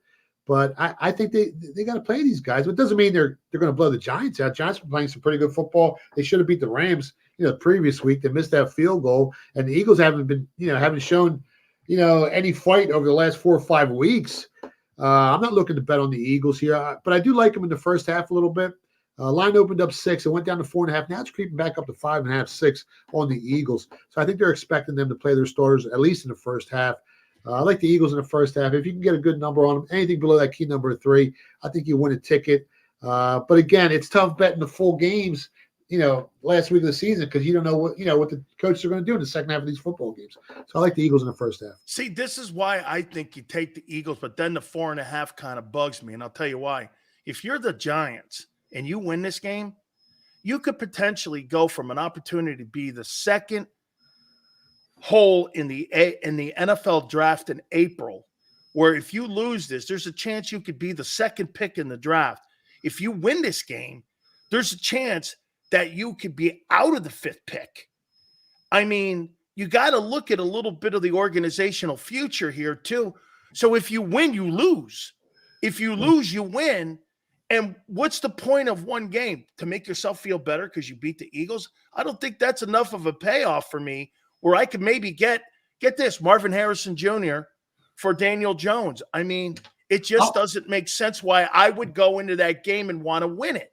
I was thinking the same thing last year. I think it was the Bears who should have lost the game, and they would have. It was the Texans. And end up winning the game. So, Lovey jammed it to him and gave him a parting gift. Yeah.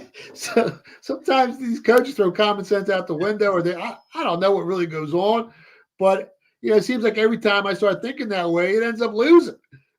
So I gotta just bet what I see. Tyrod Taylor doesn't turn the ball over. Almost 400 yards in offense last week. Oh, he did have 400 yards. And when it's up to 6. If the game gets to 7. Oh, I'm taking the 6 in the Giants. Yeah, I would wait because the game might go to 7. The public's betting the Eagles like crazy in this game. So if it goes to 7, that's such a key number. I would probably, like I said, lay the Eagles in the first half and then take the 7 on the Giants for full game. And you probably win both bets. As crazy as that sounds. Do the Eagles win a playoff game, yes or no? It depends who they play, man. They don't match up well against the Buccaneers. Buccaneers playing some pretty good football right now. One of the best teams against the spread. They've been outperforming the market all season. They've been getting better as the year progressed. Baker looks better. They got some playmakers on offense. But they are getting some guys back. Man, it depends who if they play the Buccaneers, no. No, I think the Buccaneers beat them in the first one. I'm just being honest. I mean, they can match up. Their defense is better than ours. Their offense, they've got playmakers like we do. Jalen Hurts turning the ball over like crazy. What are the Eagles ranked? 24th in turnover margin, 28th in pass defense, 23rd in opponent yards. I mean, this defense, their sack percentage fell off. Now they're like in the basement of the NFL, getting to the quarterback. Man, it's scary. Hey, tell people where they can find you, my friend. You can find me on Twitter at Philly Godfather. You can stop by the phillygodfather.com. Come on, man. Swing on, going on. You got to get the big old swings going. Go Cowboys! Hey, brother, I love you, man. Thank you so much. I appreciate it, man. Make sure you check out my boy, Philly Godfather. Thank you, brother. Good luck, guys. Keep winning. You got it, man. I really appreciate you guys. Hit the like button. Keep it here, National Football Show.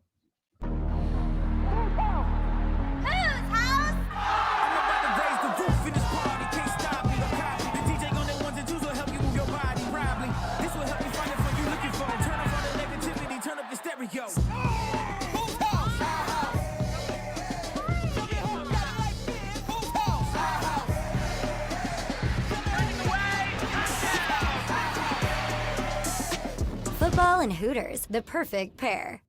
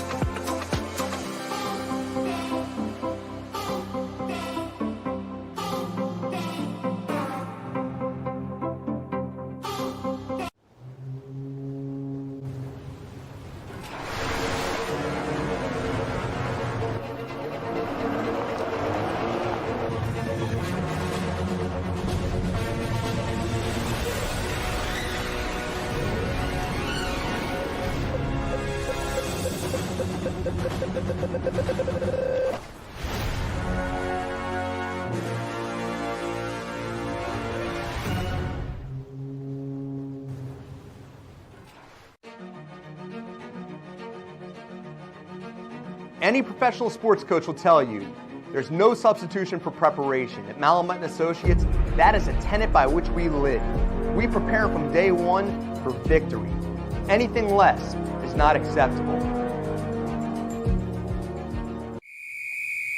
Underdog Fantasy has a way for you to play alongside your favorite football team all season long with their Fantasy Pick'em game. You pick between 2 to 5 players, select whether they'll go higher or lower on one of their stats, then do what you usually do on a Sunday, watch the games. You can win up to 20 times your money in a single game by going 5 for 5. It's a fantasy game, and the Sports Betting Show wants you to get involved. Go to UnderdogFantasy.com. When you sign up, use the promo code WIN, and Underdog will double your first deposit up to $100. That's UnderdogFantasy.com. Use the promo code WIN.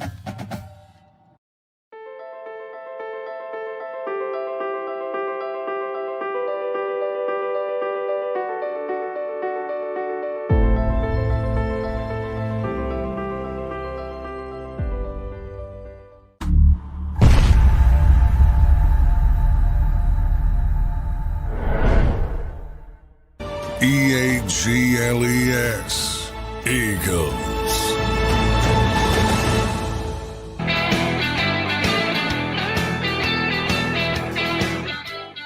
Big Sills. Give me some of your scores here as we close out here. I got 2017 in a sloppy game. I think there's going to be a ton of scoreboard watching. I think the Giants are going to have a chance to come back because the Eagles are going to pull their guys because the Cowboys are going to win that game in Washington, and they're going to rest their players in the second half. And that's why the game was close. It's not because the Giants are good. It's because the Eagles would have waved the white flag by halftime and conceding the NFC East. It's strategy. So they'll get half a game off. So I'll say Eagles 2017 in a sloppy ball game. 21-18, 28-27. You really think there's going to be that much offense in a game where nobody's going to really want to play in? The Eagles don't want to play, and the Giants don't want to play. The Giants surely don't want to win this game because they still got draft choice stuff that's involved in this. 35-17. Where have you blown a team out this year? You don't blow teams out. Blowing anyone out? Tone, what was the score you had?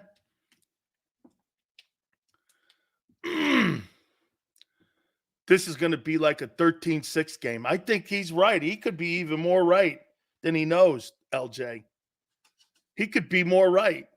It's going to be some shit like that. I don't think it's going to be. I think Tone's got a big score, 31-23.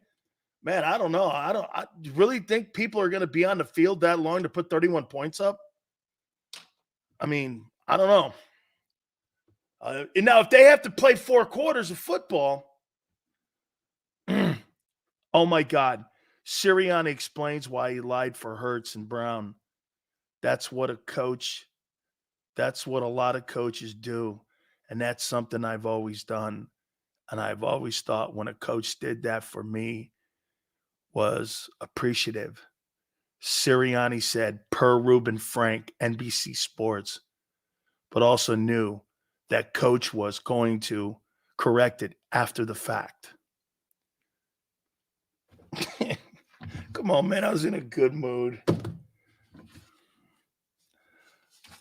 I lied for someone else. What a guy. Hey, Tom. This guy's a big. Hey, I'm like, I listen, I want you guys to have a great weekend. And I hate Tone. And I'm going to tell you why I hate Tone. All week long since Monday, I've been thinking of an Oreo cake. And I totally hate the dude because I've had nightmares on that thing. I'm going to get me an Oreo cake today. I'm getting me an Oreo cake. Sorry, Tone. Every day I've asked, he goes, since I ate my last bite. And I'm like, damn, he ate his last bite. Shit, I want a bite of that thing. All right, man. Guys, have a great weekend. It's going to be a great weekend of football. We're going to know more about playoff seeding next week. Really by Sunday, we'll know on the playoff seeding. Don't forget to watch the shows over the weekend. I know Tone and John McMullen do a show. I believe that's on Saturday, right, Tone? You guys do a show on Saturday. I think there's also maybe one tonight, if I'm not mistaken, too, that you guys will do something right after our program because I know you guys do some stuff today and tomorrow, right? And so make sure you guys stay in touch with all of our shows, our pre-post game and halftime show on Sunday. We'll be with you on Monday, 2 to 6 Eastern time. And also, again, guys, we really appreciate it. Big Joe, Xander, thank you very much. We thank you. Have a great weekend. Tone, I love you, man. We'll catch you on the flip side.